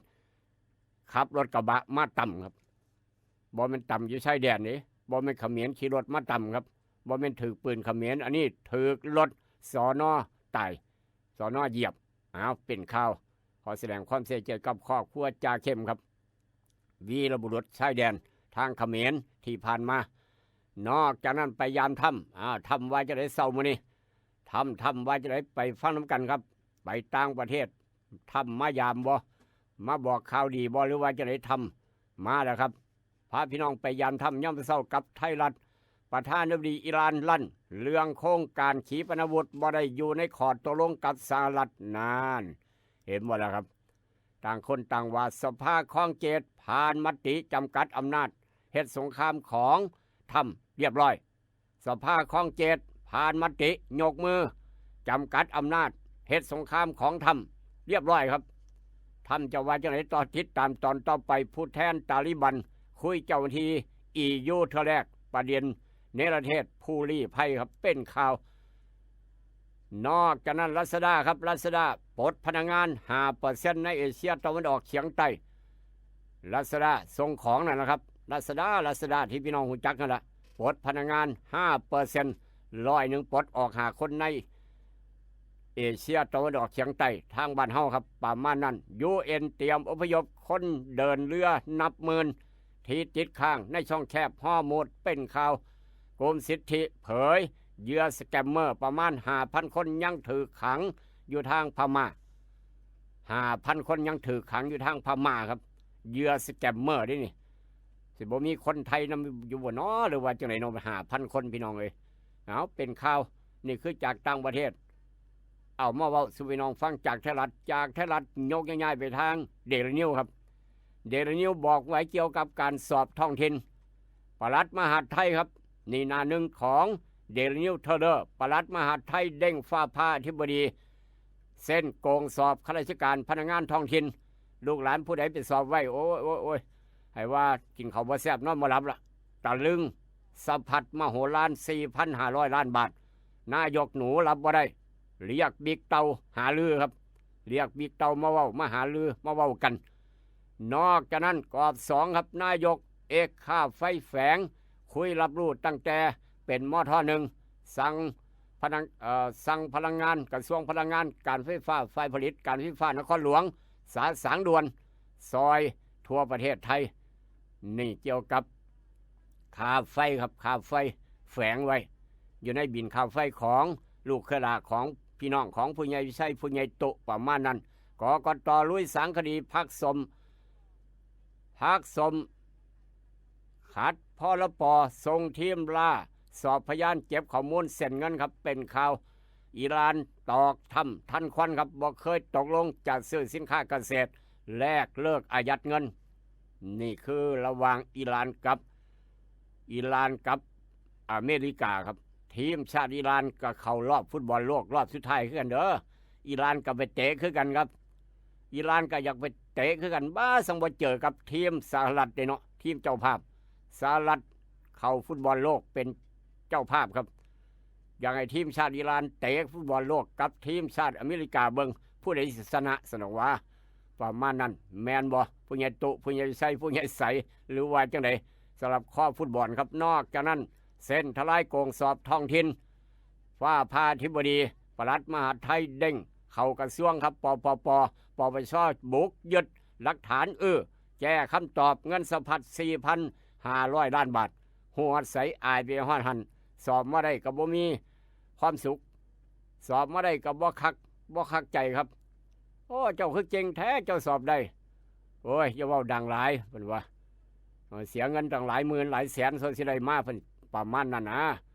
บ่มีความภูมิใจในชีวิตเจ้าของในฐานะเป็นข้าราชการเพราะว่าไปจ้างสอบมาครับถ้าเป็นคือจังเป็นข่าวนี่โอ้ยหัวใสอายไปฮอดหันนี่คือแนวดีมีประโยชน์อันไหนบ่ดีนำไปคิดบ่หลายคนว่าอันไหนบ่ดีงามเอาไปทิ่มลงแม่น้ำโขงลูกขลาแม่นครับอันไหนบ่ดีบ่งามเอาไปทิ่มลงแม่น้ำโขงเอาความขมขื่นไปทิ้งแม่โขงเอาแต่คุณงามความดีแนวดีๆไว้ในชีวิตเจ้าของแล้วจะมีความสุขตลอดไปนี่คือข่าวจากหน้าหนึ่งของไทยรัฐเดลินิวกับรายการในลูกปุ๊กเตือนเดี๋ยวกลับมาพ่อกันกับอาหารสมองยามมื้อเช้ายกต่อไปยกที่2กับกาโน่ครับคิดทองให้ได้ทองคิดเงินให้ได้เงินคุณกำลังรับฟังอาหารสมองยามเช้ายิ้มฝังโขงกับรายการให้ลุกปลุกให้ตื่นให้ลุกปลุกให้ตื่นอยู่นะครับอยู่นะคะรวยขอให้รวยขอให้รวยขอให้รวยเกิดเป็นผู้หญิงนี่แสนลำบากใจจริงๆนะเธออ้าวทำไมล่ะเธอก็อย่างที่ฉันเป็นอยู่เดี๋ยวนี้แหละปวดท้องน้อยปวดบั้นเอวทรมานจริงๆซื้อกาโน่หน่อยค่ะซื้อกาโน่นะครับซื้อกาโน่นะคะจะต้องรีบไปซื้อมาแล้วล่ะ กาโน่จำชื่อกาโน่กาโน่กาโน่คนรุ่นใหม่ใช้กาโน่ ยาน้ำว่านชักมดลูกกาโน่จัดจำหน่ายโดยบริษัทเวชภัณฑ์ยากาโน่ป๊อกซอฟตี้เครื่องหมายการค้าตรามือรับเหรียญทอง ยกสุดท้าย ยาป๊อกกล่องสีเขียวตรามือรับเหรียญทอง ใช้บรรเทาการปวดเมื่อยตามกล้ามเนื้อ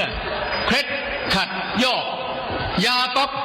น้ำมันยาป๊อกกล่องสีเขียวตรามือรับเหรียญทองบรรเทาการปวดเมื่อยเคล็ดขัดยอกมีจำหน่ายตามร้านขายยาทั่วไปโรคริดซิดูมทวารหนักเป็นแล้วทรมานเริ่มต้นจากมีอาการคันบริเวณขอบรูทวารและมีอาการปวดท่วงทวารหนักถ้าปล่อยไว้นานอาจมีแผลเป็นรูปกลีบมะเฟืองและเป็นหน่อคล้ายเดือยไก่มีเลือดไหลซึมถ้าเป็นมากจะถ่ายออกมาเป็นเลือดสามก๊กมาแล้วยาเม็ดบรรเทาริดซิดูมทวารหนักตราสามก๊กยาเม็ดบรรเทาริดซิดูมทวารหนัก3 ก๊กราม500 ชนิดแคปซูลจัดจำหน่ายโดยบริษัทเวชภัณฑ์ยากาโน่ป๊อกซอฟตี้จำกัดเครื่องหมายการค้าตรามือรับเหรียญทองกล่องละ350 บาทมีจำหน่ายตามร้านขายยาชั้นนำทั่วไปแซ่บนัวมีไว้ในครัวของพี่น้องเลี้ยวบอน้ำปลาปรุงรสแซ่บนัวครัวอิ่มพุงแซ่บนัวครัวอิ่มพุงน้ำปลาปรุงรสแซ่บนัวครัวอิ่มพุงมี2 สูตรน้ำปลาแซ่บนัวครัวอิ่มพุงสูตรแซ่บคูณ2ฟ้าสีส้มใส่ตำมักหุงตำมั่วตำซั่วตำถาดตำสารพัดตำแซ่บหลายน้ำปลาแซ่บนัวครัวอิ่มพุงสูตรลดมือแม่ฟ้าสีเหลืองใส่ลาบก้อยซอยแซ่อ้อออมแกงได้รสเด็ดแซ่บเด้อเจ้ากินหอมแซ่บนัวแท้ว่ามือนี้พอข้าแม่ขายต้องการเป็นตัวแทนจำหน่ายน้ำปลาปรุงรสแซ่บนัวครัวอิ่มพุงทั้ง2 สูตรสนใจติดต่อหนองคายสีเชียงใหม่0933548221นครหลวงเวียงจันทร์อยู่ห้านสิ้นดาดอิ่มพุงต่อหน้าห้านอาหารต้นตาลบ้านสีสมซืนถนนเก้าเลี้ยวเมืองสีโคตรโทรศัพท์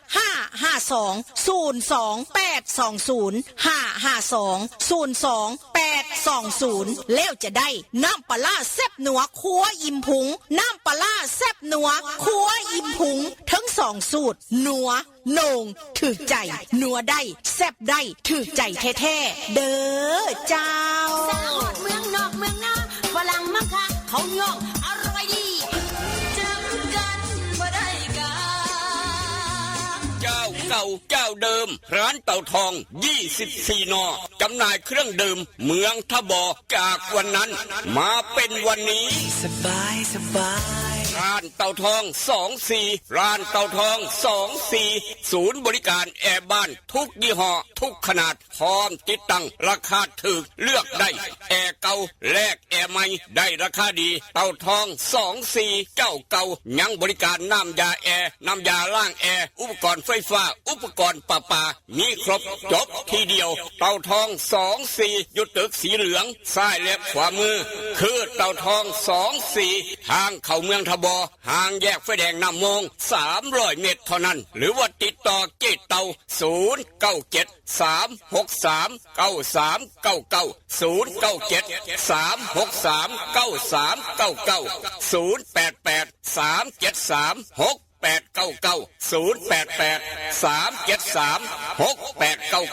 โดยเจ๊เต่า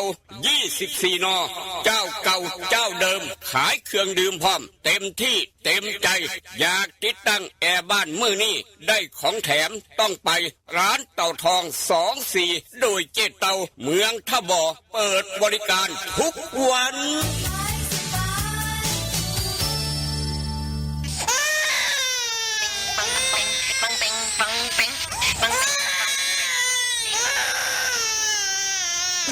ลูกแอวลูกไห้เป็นไข้ไปหาหมอช่วยด้วยช่วยหน่อยคุณหมอไป คลินิกนายแพทย์จามิกรหรือว่าหมอดอดใจดีตั้งอยู่ตรงข้ามตลาดสดสีช่องใหม่ไปมาหาง่ายตรวจรักษาโรคทั่วไปเด็กผู้ใหญ่ผู้สูงอายุความดันเบาหวานตรวจน้ำตาลในเลือดโรคทางเดินอาหารทางเดินหายใจปวดกล้ามเนื้อคอกระดูกเสื่อมมีวิตามินบำรุงผิวบำรุงร่างกายบริการส่งตรวจเอ็กซเรย์คอมพิวเตอร์ตรวจคลื่นแม่เหล็กไฟฟ้าไปคลินิกนายแพทย์จามิกรอยู่ตรงข้ามนาตลาดสีช่องใหม่ตรวจดีมีมาตรฐานบริการเหมือนญาติพี่น้องเปิดบริการสู้มือต้องไปหาหมอดอดใจดีสอบถามได้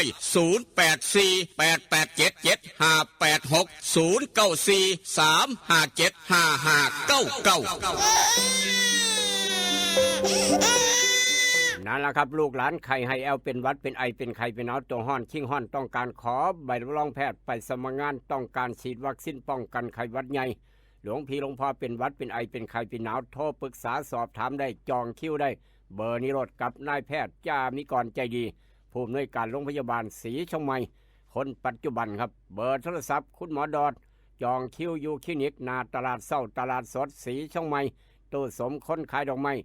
หน้าร้านแต่เยี่ยมเฮงหูจักดีปัญญัง0836769581 โทรปรึกษาได้กับคุณหมอดอดใจดีหรือว่าคลินิกนายแพทย์จามิกรคุณหมอดอดใจดีอยากได้เบอร์โทรศัพท์สั่งเนื้อสดกิโลละ200เศร้าครับกิโลละ200เศร้าเมื่อนี้อูดเนื้อสดทางโค้งบ้านมะพร้าวโทรคุยโทรปรึกษาโทรสอบถามเสี่ยวหลายปันใดกับเสียอูดใจเกินล้าน0953295764ครับ0953295764อยากได้น้ำปลาแดกแซ่บนัวครัวอิ่มพุงกับว่าต้องขึ้นยากพี่น้องเวียงจันทร์โทรเบอร์นี้โลดง่ายปัญญังส่งฮอดเฮือนฮอดบ้าน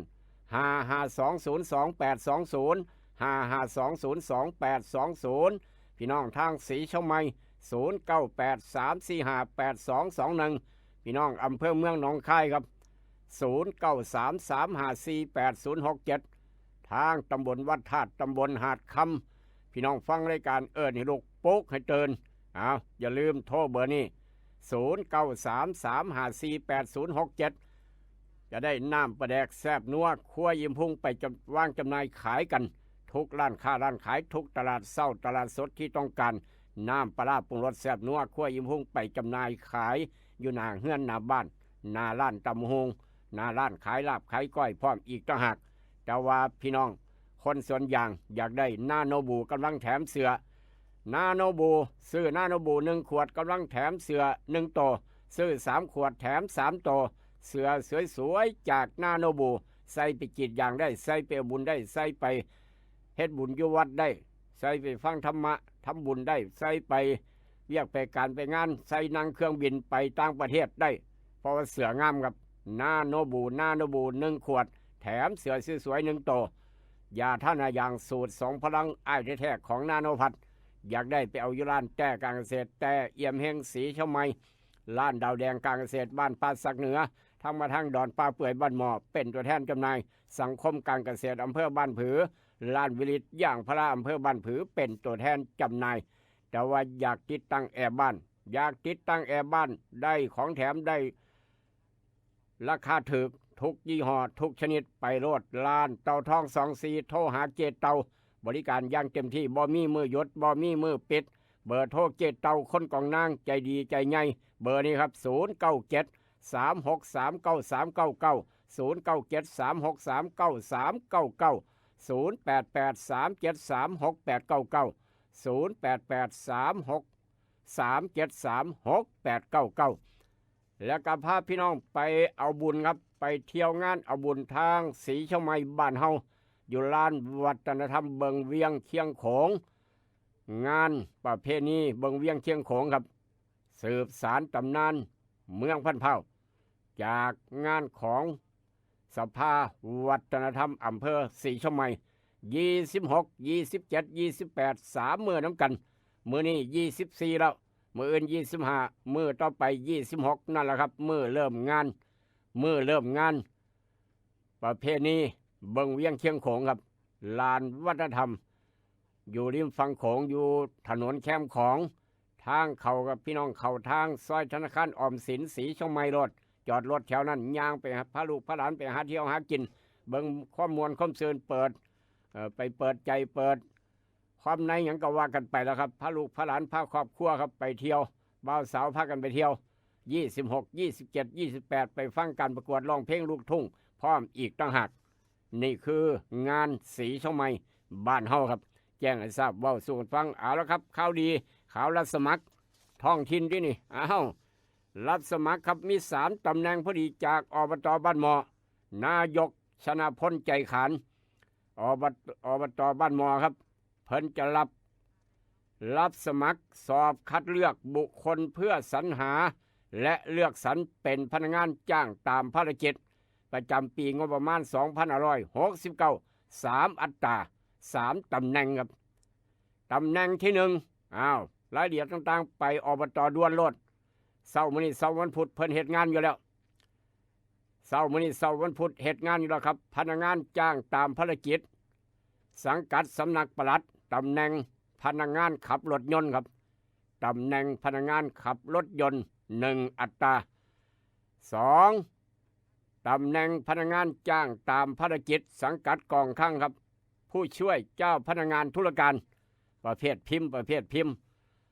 พิมพ์คอมพิวเตอร์เป็นพิมพ์คอมพิวเตอร์เก่งนะครับประเภทพิมพ์มันไปตำแหน่งผู้ช่วยเจ้าพนักงานธุรการจำนวน1 อัตราตำแหน่งที่3ครับพนักงานจ้างตามภารกิจ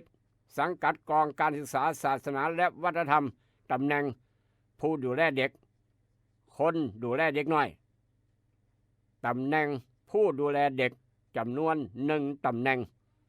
สมัครตั้งแต่วันที่1ฮอดวันที่10 กรกฎาคมครับรับสมัครอยู่อบตบ้านหมอ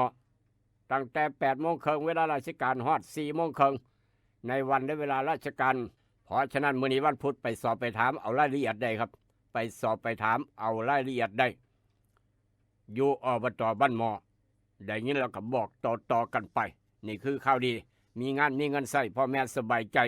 อย่าไปจ้างเสียเงินพันเงินหมื่นเงินแสนก็แล้วกันเพราะว่าเดี๋ยวนี้กำลังเป็นข่าวใหญ่อยู่ครับ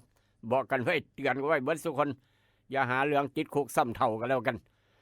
จากเหตุการณ์นั้นมาทางเหตุการณ์นี้ครับไปทางจังหวัดหนองคายมีแต่ตายกับตายพี่น้องต่อเต่าสลายย่อยยักษ์ตาสีแดงปั๊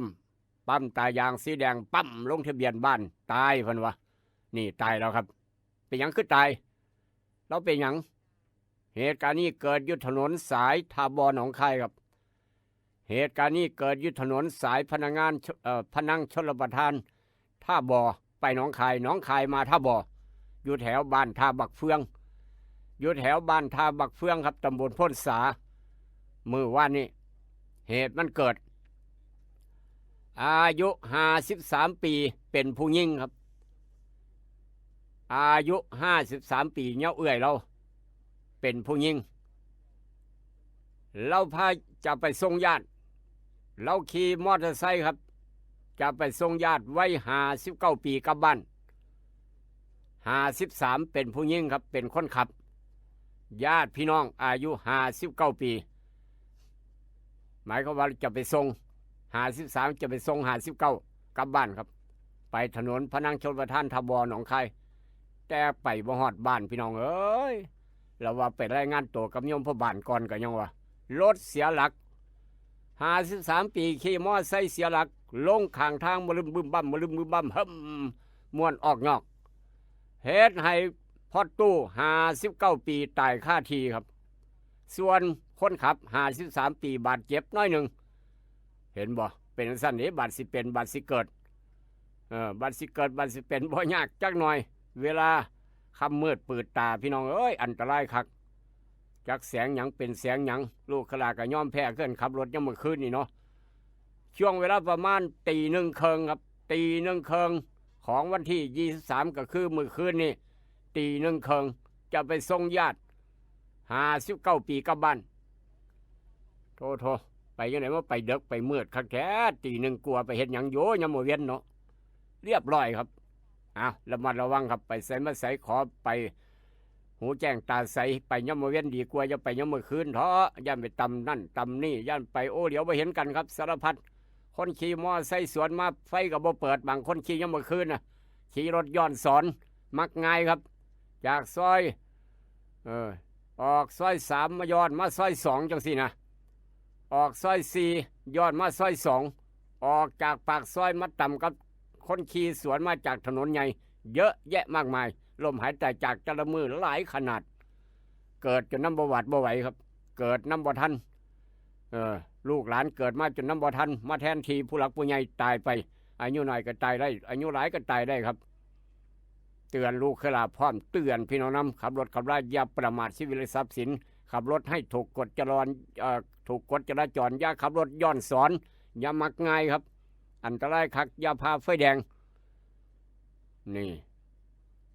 ตายย้อนมักง่ายย้อนพาไฟแดงย่างย้อนสอนขี่จักรยานย้อนสอนสารพัดนึกโอดสดโอ้ยบนเพื่อนมาต่ำดอกขี่ไกลๆนะซอย3ไปซอย2นี่นะย้อนมาทางซอย2ครับขี่ออกจากหน้าบ้านผู้ใหญ่วิชัยยังเสียย้อนมาทางกันโพนไปทางบ้านผู้ใหญ่ใสหรือว่าจะย้อนมาพี่ก็ได้จากสิไปทางใดมาทางใดอันตรายคักอันตรายเด้อพี่น้องเอ้ยอย่าว่าบ่เป็นหยังอย่าว่าเจ้าของขี่เป็นขี่เก่งครับลมหายใจจากทุกวินาทีทั่วโลกไปนี่ทั่วประเทศไทยใบนี้แหละครับเอามาเว้าสู่กันฟังเตือนลูกขลาพร้อมเตือนพี่น้องนำจากเหตุการณ์นั้นมาทางเหตุการณ์นี้นี่คือเกี่ยวกับอุบัติเหตุทางหนองคายครับทางบ้านเฮานอกจากนั้นรถโจรผู้ร้ายไอ้ขโจรครับติดยาบ้ายิงปะทะเจ้าหน้าที่ตำรวจทางรัตนวปีผลท้ายไปบ่รอดเถิกเจ้าหน้าที่ตำรวจจับได้คือเก่าครับจับได้คือเก่าหนีบ่รอดเรียบร้อยเจ้าอย่าว่าเจ้าเก่งบักหลาคำแพงเลยเห็นบ่ครับนี่คือการสู้กับเจ้าหน้าที่ทางรัตนวปีที่ผ่านมาครับเรียบร้อยเป็นข่าวยังเหลืออีกผู้หนึ่งที่ยังหลบหนีอยู่ครับเหลืออีกผู้หนึ่งกำลังหลบหนีไปฮอดใสบาดนี้เจ้าสิหลบหนีไปฮอดใสเดี๋ยวก็ถูกจับคือเก่าเด้ออายุความหลายปีครับ10 ปี20 ปีประมาณนั้นนี่คือกฎหมายอาญาครับห้ามบ่เป็นตัวอย่างจากเหตุการณ์มาทางเหตุการณ์นี้ถ้าพี่น้องมีข่าวด่วนอยากว่าน้ำบ่ไหลไฟบ่สว่างหนทางบ่ดี0816016232อยากได้คลอโรฟิลชนิดน้ำหอมคือจังใบเตยมาเอาอยู่ทาง96.5ครับอยากได้น้ำปลาร้าแซ่บนัวคั่วยิ้มพุ่งกับเมาได้คือกันพี่น้องบ้านก็ไปเอากับยายน้อยตาเล่นาโรงเรียนกนนสวรรค์ก็ได้คือกันน้ำปลาแดกแซ่บนัวคั่วยิ้มพุ่งกำลังขายดิบขายดีพี่น้องเวียงจันทร์หูจักคักพี่น้องหนองคายพี่น้องศรีชมัยหูจักดีครับน้ำปลาแดกแซ่บนัวคั่วยิ้มพุ่งไปทางอุทาหรณ์สอนใจกับกาโน่ปอกสบู่ซอฟตี้ยาไทยพยาธิไวสุนิก3 กกดาบ500แบบแคปซูลกินง่ายทุกร้านขายยาทั้งฝั่งไทยพี่น้องเวียงจันทร์มีขายขอแสดงความดีใจครับมีผลตั้งแต่ตี 5มื้อนี้มีผลตั้งแต่ตี 5มื้อนี้เป็นต้นมาครับนั่นคือแก๊สโซฮอล์พรีเมียมครับ95ลดลง3 บาท 20 ตังค์ครับมีผลตั้งแต่ตี 5แล้วก็ดีเซลพรีเมียมดีเซลครับพรีเมียมลด4 บาท 20 ตังค์พรีเมียมนะครับดีเซลพรีเมียมลดลง4 บาท 20 ตังค์แก๊สโซฮอล์พรีเมียมลดลง3 บาท 20 ตังค์นอกนั้นน้ำมันชนิดอื่นๆยังคือเก่าบ่ลดแต่2 รายการนี้มีผลตั้งแต่ตี 5เป็นต้นมาครับเอาดีใจกับพี่น้องที่ใส่พรีเมียมดีเซลใส่โซฮอล์พรีเมียม2 อย่าง2 แนวครับนี่คือถือว่าเป็นข่าวดีสำหรับคนใส่น้ำมันจากน้ำมูกน้ำมันครับมาทางเหตุการณ์ตึกเก่าตึกแก่ตึกสร้างมาหลายปีพี่น้องระมัดระวังนี่เด้อผู้ใดมาค้ามาขายอยู่แถวตึกเก่าตึกห้างข้างถนนแต่ละสายมีตึกเก่าคนไปอยู่ไปเซาอยู่จังสี่นะหรือว่าไปเซาร้านตำบักหุ่งร้านปิ้งปูปิ้งปลาตำบักหุ่งขายไปพร้อมบานี่ไปตั้งโต๊ะอยู่แถวหน้ากันสาดกันฝนสาดใส่กันสาดเหิบลงมาโอ้โหระทึกซ้ำครับกันสาดปูนสั้นบนสุดอาคารพาณิชย์4 ชั้นแถวถนนดินสอเกิดสุดโตย่านถล่มครับ ย้ายคนออกย่านกันศาสตร์อยู่หน้าตึกถล่มลงมาทับคนบาดเจ็บแท้เฮาเจ้าข่อยไปทำมาหากินร้านค้าร้านขายหน้ากันศาสตร์เบิ่งนี่เด้อเหลียวเบิ่งแหน่เหลียวเบิ่งทั้งหัวนี่ครับมีเหล้าบ่เหล็กเสื่อมสภาพบ่เบิ่งจักหน่อยแหน่เขาสนิมบ่เขาขี้เมียงบ่เบิ่งครับเบิ่งอย่าประมาทอย่าประมาทนี่คือเกี่ยวกับกันศาสตร์ถล่มเหตุแบบนี้เกิดอยู่ตลอด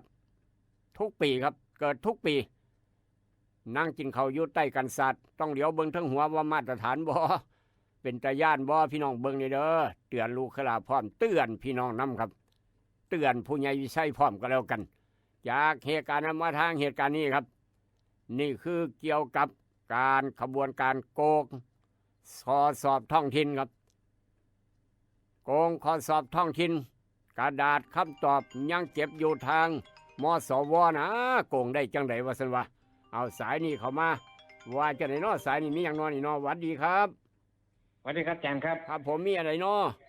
โทรหมอกควันเมื่อวานในเพิ่นมาพูดนั่นแหละครับอบตพันเผาครับโอ้มาตรฐาน ครับสุดยอดเลยรวดเร็วทันใจมีอย่างตอนรับเพิ่นบ่ล่ะบ่มีกับเพิ่นมาประมาณเกือบ4 โมงแรงพุ่นแหละครับโอ้4 โมงแรงเนาะครับครับเรื่องที่2ไฟส่องสว่างอยู่ถนนครับหน้าบ้านผมไฟดับแต่เมื่อคืนนี่ครับอาจารย์ครับโอ้ยเพิ่นดับมา3-4 เดือนยังบ่สว่างดับเมื่อคืนอย่าเฝ้าจม ครับก็อาจารย์เพิ่นสงสัยหลอดไฟมันขาดนะครับอาจารย์มีเสาไฟส่องสว่าง1หลอดขาด2ระบบอิเล็กทรอนิกส์ที่เปิดปิดอัตโนมัติถึงน้ำถึงฝนครับครับอาจารย์ครับครับผมสวัสดีครับครับสวัสดีครับอาจารย์ครับเพราะฉะนั้นดับเมื่อคืนอย่าเฝ้าจมครับเพิ่นดับมาเป็นเดือนแล้วเพิ่นยังบ่จมให้ขึ้นวางสั่นลดร่วมด้วยช่วยกันแล้วครับเพิ่งผ้าใสซึ่งกันและกันบ้านเฮาครับหนองคายบ้านเฮาศรีชะไมบ้านเฮาต้องร่วมด้วยช่วยกันซอยกันเบิ่งแย่งกันครับนี่เรื่องโกงข้อสอบนี่กำลังดังระดับประเทศครับเพราะฉะนั้นลูกหลานผู้ใดเป็นสอบไว้สอบกรมส่งเสริมการปกครองท้องถิ่นกระทรวงมหาดไทยครับออกเอกสารชี้แจงแล้วหลังจากเป็นข่าวใหญ่ยันกระดาษคำตอบยังเจ็บอยู่ที่มสวครับล็อกกุญแจหนาแน่นแบ่งเก็บ2 ชุดมีกล้องซ่องไว้เบิดมือเบิดขึ้นอีกต่างหากผู้ใดสิบก้าว่าท่านว่านี่คือทางกรมส่งเสริมการปกครองท้องถิ่นเพิ่นชี้แจงแถลงไขว่าจังสั้นแต่ว่าหลายคนจะเสือบ่เสือต้องติดตามตอนต่อไปเกี่ยวกับการทุจริตการสอบแข่งขันครับเอาทางวัดป่าผู้กระแตว่าจะไหนวัดดีครับครับสวัสดีครับอาจารย์ครับผมครับสว่างมาเลยเด้อนั่นเห็นบ่นายกแลเฮาครับขอบคุณทางอบจเพิ่นครับนายกแลอบตทีมงานเพิ่นบ้านพลทองแสดงว่าเพิ่นไปซื้ออะไรอยู่เนาะครับขอบคุณหลายๆเด้อครับผมนั่นคือทางบ้านโคกบุญสนองครับบ้านโคกบุญสนอง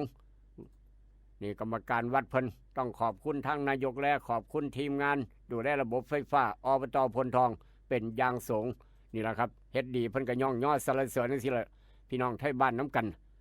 ถ้าเฮ็ดบ่ดีโอ้ยเพิ่นทั้งเว้าทั้งจังซั่นมันคือซ่าแท้ผู้ใดเป็นนายกเพิ่นว่าประมาณนั้นเด้คันมาแก้ไขซ่าผู้ใดเป็นนายกแก้ไขซ่าคันว่าพี่น้องเจ็บใครจะป่วยไปบอกผู้ใหญ่บ้านมาแล้วบอกผู้ใหญ่บ้านบ้านเฮาโอ้ยบ่เห็นฮ้อนหน้าผู้ใหญ่บ้านบ่เห็นฮ้อนหน้านั่นเว้าให้ผู้ใหญ่บ้านอีกต่างหากเป็นจังซั่นเด้แม่นบ่ผู้ใหญ่ใสถ้าลูกบ้านเป็นหยังเป็นนั่นเป็นนี่มันผู้ใหญ่บ้านมาเบิ่งเราบ่มาหาพวกเจ้าเราบ่ยังบ่เห็นฮ้อนหน้าผู้ใหญ่บ้านนะเราเป็นผู้ใหญ่ลี่จังซั่นสิว่าไปสารพัดนึกว่าสดเพราะฉะนั้นต้องรวดเร็วทันใจให้ถึกใจไทบ้านเพราะว่าจิตอาสารับมาแล้วว่าผมจะพัฒนาหมู่บ้านของเราผมจะดูแลพี่น้องตลอดไม่ว่าค่ำไม่ว่าคืนไม่ว่าดึกไม่ว่าเดือนเสด็จย้ำหาเสียงแมนบ่ผู้ใหญ่โตหรือว่าจังไหนเอาขออนุญาตเดินทางต่อไปอีกเหตุการณ์หนึ่งครับครม.ไฟเขียวเมื่อวานวันอังคารครับประชุมคณะรัฐมนตรีครม.ไฟเขียวตั๋วรวมรถไฟฟ้าเก็บค่าโดยสาร17 บาทฮอด45 บาทคาดเริ่ม1 มกราคมปี70เตรียมคุยเฮ็ดระบบเคลียร์ลิงเฮาเสียค่าแลกเข้าเพียงเท่าเดียวเกี่ยวกับรถไฟฟ้า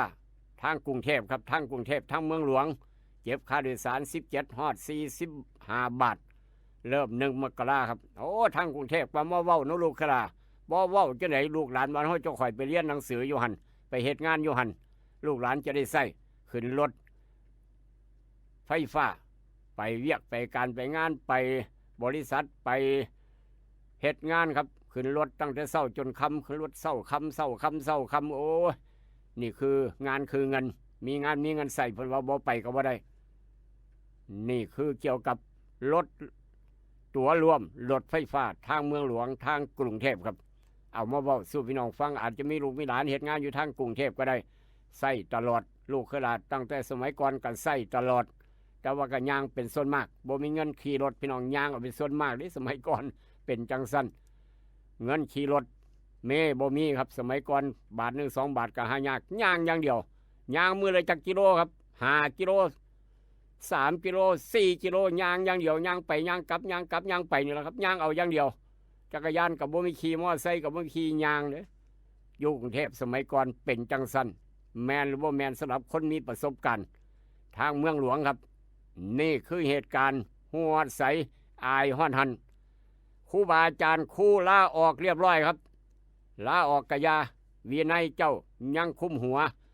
กฎหมายอาญายังติดตามครับเฮ็ดผิดไปแล้วลาออกบ่มีผลยังครับครูขอลาออกจากราชการปมยังครับปมล้วนลามลูกศิษย์ป .4 สพป.จังหวัดสุพรรณบุรีเขต2สั่งสอบข้อเท็จจริงพ่อแม่ผู้ปกครองบุกโรงเรียนอีกต่างหากแต่ว่าครูผู้เฮ็ดล้วนลามเด็กน้อยป .4 ลูกศิษย์ป .4 ลาออกแล้วลาออกกับบ่เป็นยังครับกฎหมายคุมหัวคือเก่าเพราะว่าความผิดสำเร็จไปแล้วเห็นบ่นี่คือเกี่ยวกับเฮ็ดน้ำโมแมนครับเทวดาบ่เข้าข้าง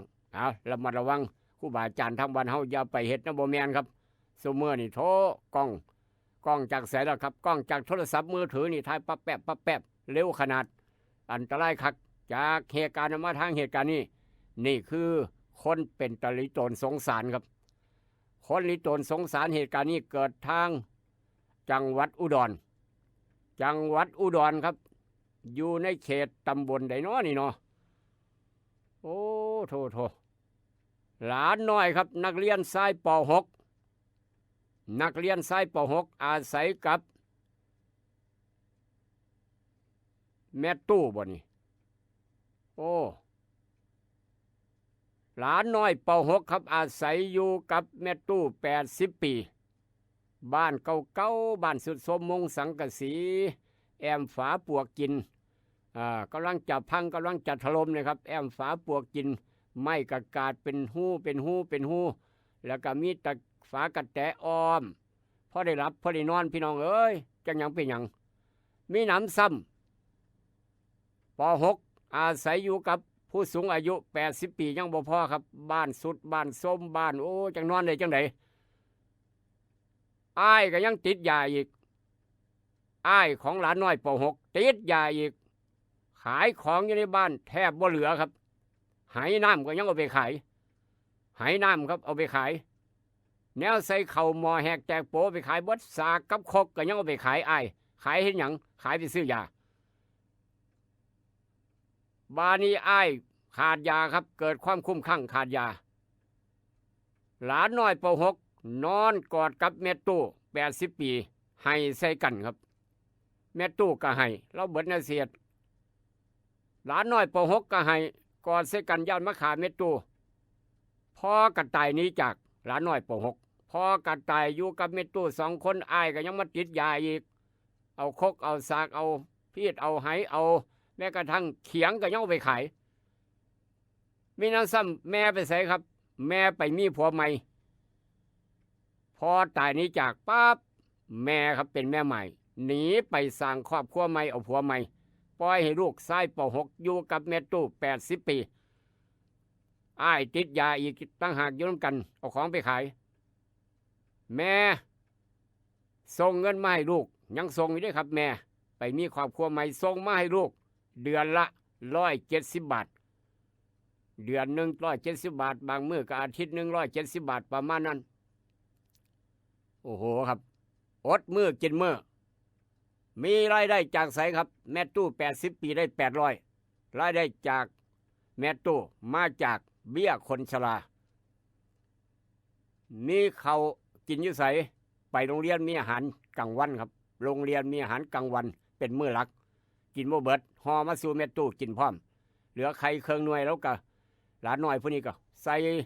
ถุงยางไว้เอายางหัดไว้ใส่กระเป๋าหลังไว้แบกอ้อยเนาะกลับบ้านพี่น้องเอ้ยแต่ละมือพอให้แม่ตู้ได้กินน้ำครับประหยัดค่าใช้จ่ายเหตุการณ์นี้เกิดทางจังหวัดอุดรธานี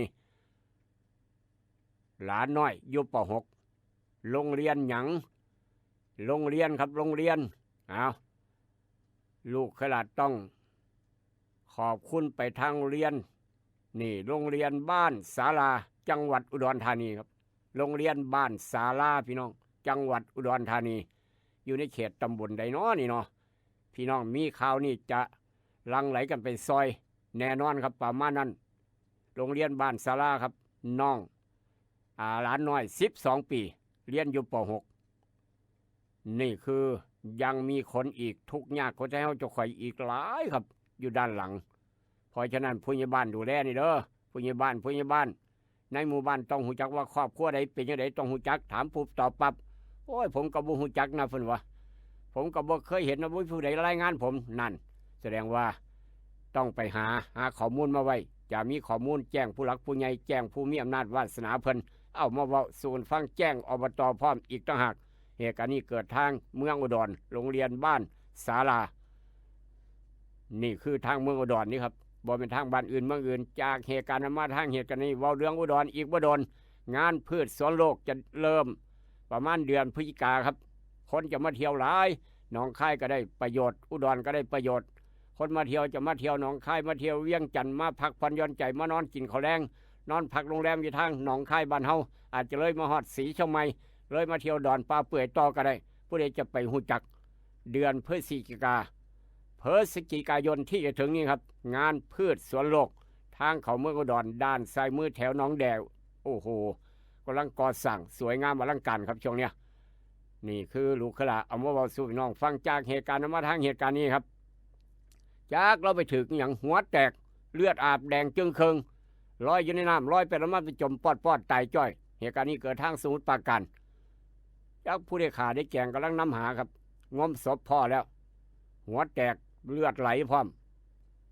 เพราะฉะนั้นลูกหลานเด้อ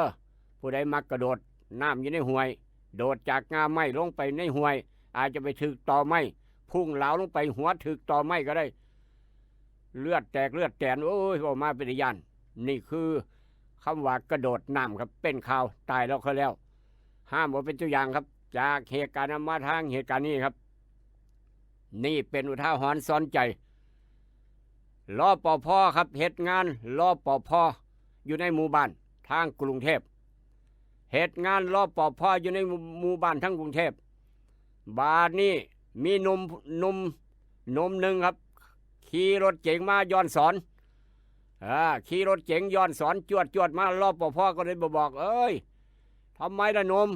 ทำไมขี่รถย้อนสอนแบบนี้หมู่บ้านชาวบ้านลูกหลานจะอันตรายนะว่าสันว่าคนขี่รถย้อนสอนศูนย์ครับโมโหครับได้มีดสปาร์ต้าฟันหัวรปภ.พี่น้องเอ้ยรปภ.ไปเตือนเจ้าไปยังก็ขี่รถย้อนสอนมันจะตำลูกตำหลานอยู่ในหมู่บ้านว่าสันว่าเราเป็นรปภ.หมู่บ้านเพราะนี่ศูนย์หลายว่ารปภ.มาบอกเจ้าของจับมีดสปาร์ต้าฟันหัวรปภ.ครับรปภ.อดบ่ได้จับไม่สวนกลับเหตุให้มือของคนขับรถเก๋งว่ายเป็นแผลแล้วครับบาดเจ็บเป็นแผลผลที่ท้ายรปภ.ต้องรับผิดชอบครับกับคนที่ขับรถย้อนสอนหลายคนบอกว่าหูจักที่ไปที่มาเลยต้องขอบคุณรปภ.เพิ่นเป็นคนบอกว่าบ่อยขับรถย้อนสอนย่านเกิดอุบัติเหตุตำลูกตำหลานเจ้าไปยังคือจังเอามีดมาฟันหัวรปภ.เราป้องกันโตตัวหันเถียงกันไปเถียงกันมาพี่น้องเอ้ยรปภ.เราก็บ่มั่นใจเนาะเราย่านบ่ได้รับความเป็นธรรมก็เลยมาแจ้งตำรวจแจ้งประธานนิติบุคคลอยู่ ตึกอยู่ในหมู่บ้านเป็นหลักฐานไว้แล้วก็ย่านพร้อมบัดเนี่ยย่านหนุ่มนั่นเอาปืนมาฆ่ามาแกงอีกโอ้ยเยอะแยะมากมายครับเหตุการณ์นี้เกิดทางจังหวัดปทุมธานีเอาบ้านเฮาจะคอยห้ามไว้เป็นตัวอย่างจากเหตุการณ์นั้นมาทางเหตุการณ์นี้หลังจากน้ำท่วมทางหาดใหญ่สงขลาเมื่อปีที่ผ่านมาครับปปช.จ.สอบนั่นมาแล้วปปช.จ.สอบเรือครับเรือซื้อเรือซอยน้ำท่วมของอบจ.สงขลาเทศบาลนครหาดใหญ่83ลำเป็นเงิน41ล้านบาทมันคือแพงคักฉลบาทเนี่ยปปช.จ.สอบเรือซื้อเรือซอยน้ำท่วมของอบจ.สงขลามาเหตุงานช่วงน้ำท่วมเทศบาลนครหาดใหญ่พร้อมซื้อทั้งหมด83ลำครับเป็นเงิน41ล้านบาทวายมันคือแพงคักแท้ปปช.ก็เลยจอดสอบติดตามงานนี้ต่อไปให้ระมัดระวังอย่าว่าเจ้าของมีอำนาจวาสนาอยากเฮ็ดหยังก็เฮ็ดเด้อพี่น้องเอ้ยอันตรายคักนี่คือข่าวต่างๆราคาทองคำว่าจังได๋ราคาทองเมื่อวานตกลงไป800บาทถึงลง800ทองอยู่ร้านไม่1บาทขายได้ประมาณ 65,600 ทองอยู่ในคอผู้ใหญ่บ้าน1บาทขายได้ประมาณ 63,308 บาท16สตางค์จะเพิ่มจะลดต้องติดตามราคาหมากปาล์มพ่ออเชษฐ์7บาท30ฮอด8บาท30ตังค์ต่อกิโลเด้อหมากปาล์มครับหมากปาล์มผู้ใหญ่ใช้หมากปาล์มพ่ออเชษฐ์เจ้าของสวนปาล์ม7บาท30ตังค์ฮอด8บาท30ปาทโถถือใจคนสวนปาล์มไปยังราคายางว่าจะไหนราคายางเศร้ามื้อนี้ครับราคายางก้อนถ้วย 70% รับซื้ออยู่ที่52บาท71ตังค์ยางก้อนถ้วย 100% 75บาท30ตังค์น้ำยางสด85บาท25ตังค์ยางแผ่นดิบคุณภาพดีความชื้นบ่เกิน 3% 92บาททวนยางแผ่นคนสั้น3วัตต์ก้อน97บาท97บาท25สตางค์สถานการณ์ราคายางบวกคือกันครับบวกเบิดทุกรายการเพราะฉะนั้นดีใจกับพี่น้องคนสวนยางน้ำยางบ่ไหลบ่คักจะลืมใส่หน้าโนบูอยากได้ไปเอาอยู่ร้านแต่การเกษตรแต่เอี่ยมแห่งสีชมไมบ้านเฮาครับพี่น้องหูจักดีไปยังพยากรณ์อากาศภาคอีสานพยากรณ์อากาศภาคอีสานครับมีฝนฟ้าคะนอง30%ของพื้นที่ส่วนมากบริเวณจังหวัดเลยหนองคายหนองบัวลำพูบึงกาฬนครพนมขอนแก่นกาฬสินธุ์มุกดาหารชัยภูมิโคราชเตรียมห่มใส่รถไปพร้อมเตรียมเสื้อกันฝนใส่รถไปน้ำก็แล้วกันอุณหภูมิสูงสุดมื้อนี้อย่าขาดน้ำรถเติมน้ำมันคนเติมน้ำอย่าขาดน้ำย่านเป็นลมเป็นแรงย่านเป็นตก35ถึง37องศาครับมื้อนี้ประมาณ4 ทุ่มฝนจะมาต่ำนัดบ่ต้องติดตามครับต้องติดตามของดีไม่น้อยสมุนไพรใกล้โตสมุนไพรใกล้บ้านต้นมะกรูดเด้อพี่น้องมีไว้ละบ่สมุนไพรครับประจำบ้านเพื่อดูแลสุขภาพของเจ้าของมะกรูดพี่น้องพาปลูกมะกรูดละบ่ต้นมะกรูดมีไว้บ่บ้านละต้นครับมีรสเปรี้ยวสรรพคุณมะกรูดผิวมะกรูดแก้อาการหน้ามืดเอาไว้ดมแก้วินแก้เวียนครับน้ำมะกรูดแก้ไอพร้อมน้ำมะกรูดบีบน้ำมะกรูดมากินแก้ไอขับเสมหะแล้วก็ใส่บำรุงเส้นผมเอามานวดเส้นผมครับนี่คือคำว่ามะกรูดสมุนไพรประจำบ้านประจำเฮือนแต่ละหลังของดีไม่น้อยเพื่อดูแลสุขภาพเจ้าของลูกหลานเอามาฝากกับรายการเอิ้นให้ลูกปลุกจนเศร้ามื้อนี้อย่าเจ็บอย่าจนมีความสุขทุกเส้นทางสวัสดีครับนี่ละนอเพิ่งว่าเกิดเป็นคนเอาควรสั่งสังฆทานอย่าเป็นก้อยจังงั้นตักบาตรนี่ปล่อยแค้นขอบไม่ยื้อทรงนี่ละนอเพิ่งว่าจงใจสั่งสถานีน้องเสื้อพระของท่านอเนกบนบุญคำเมื่อสิมาศรัทธา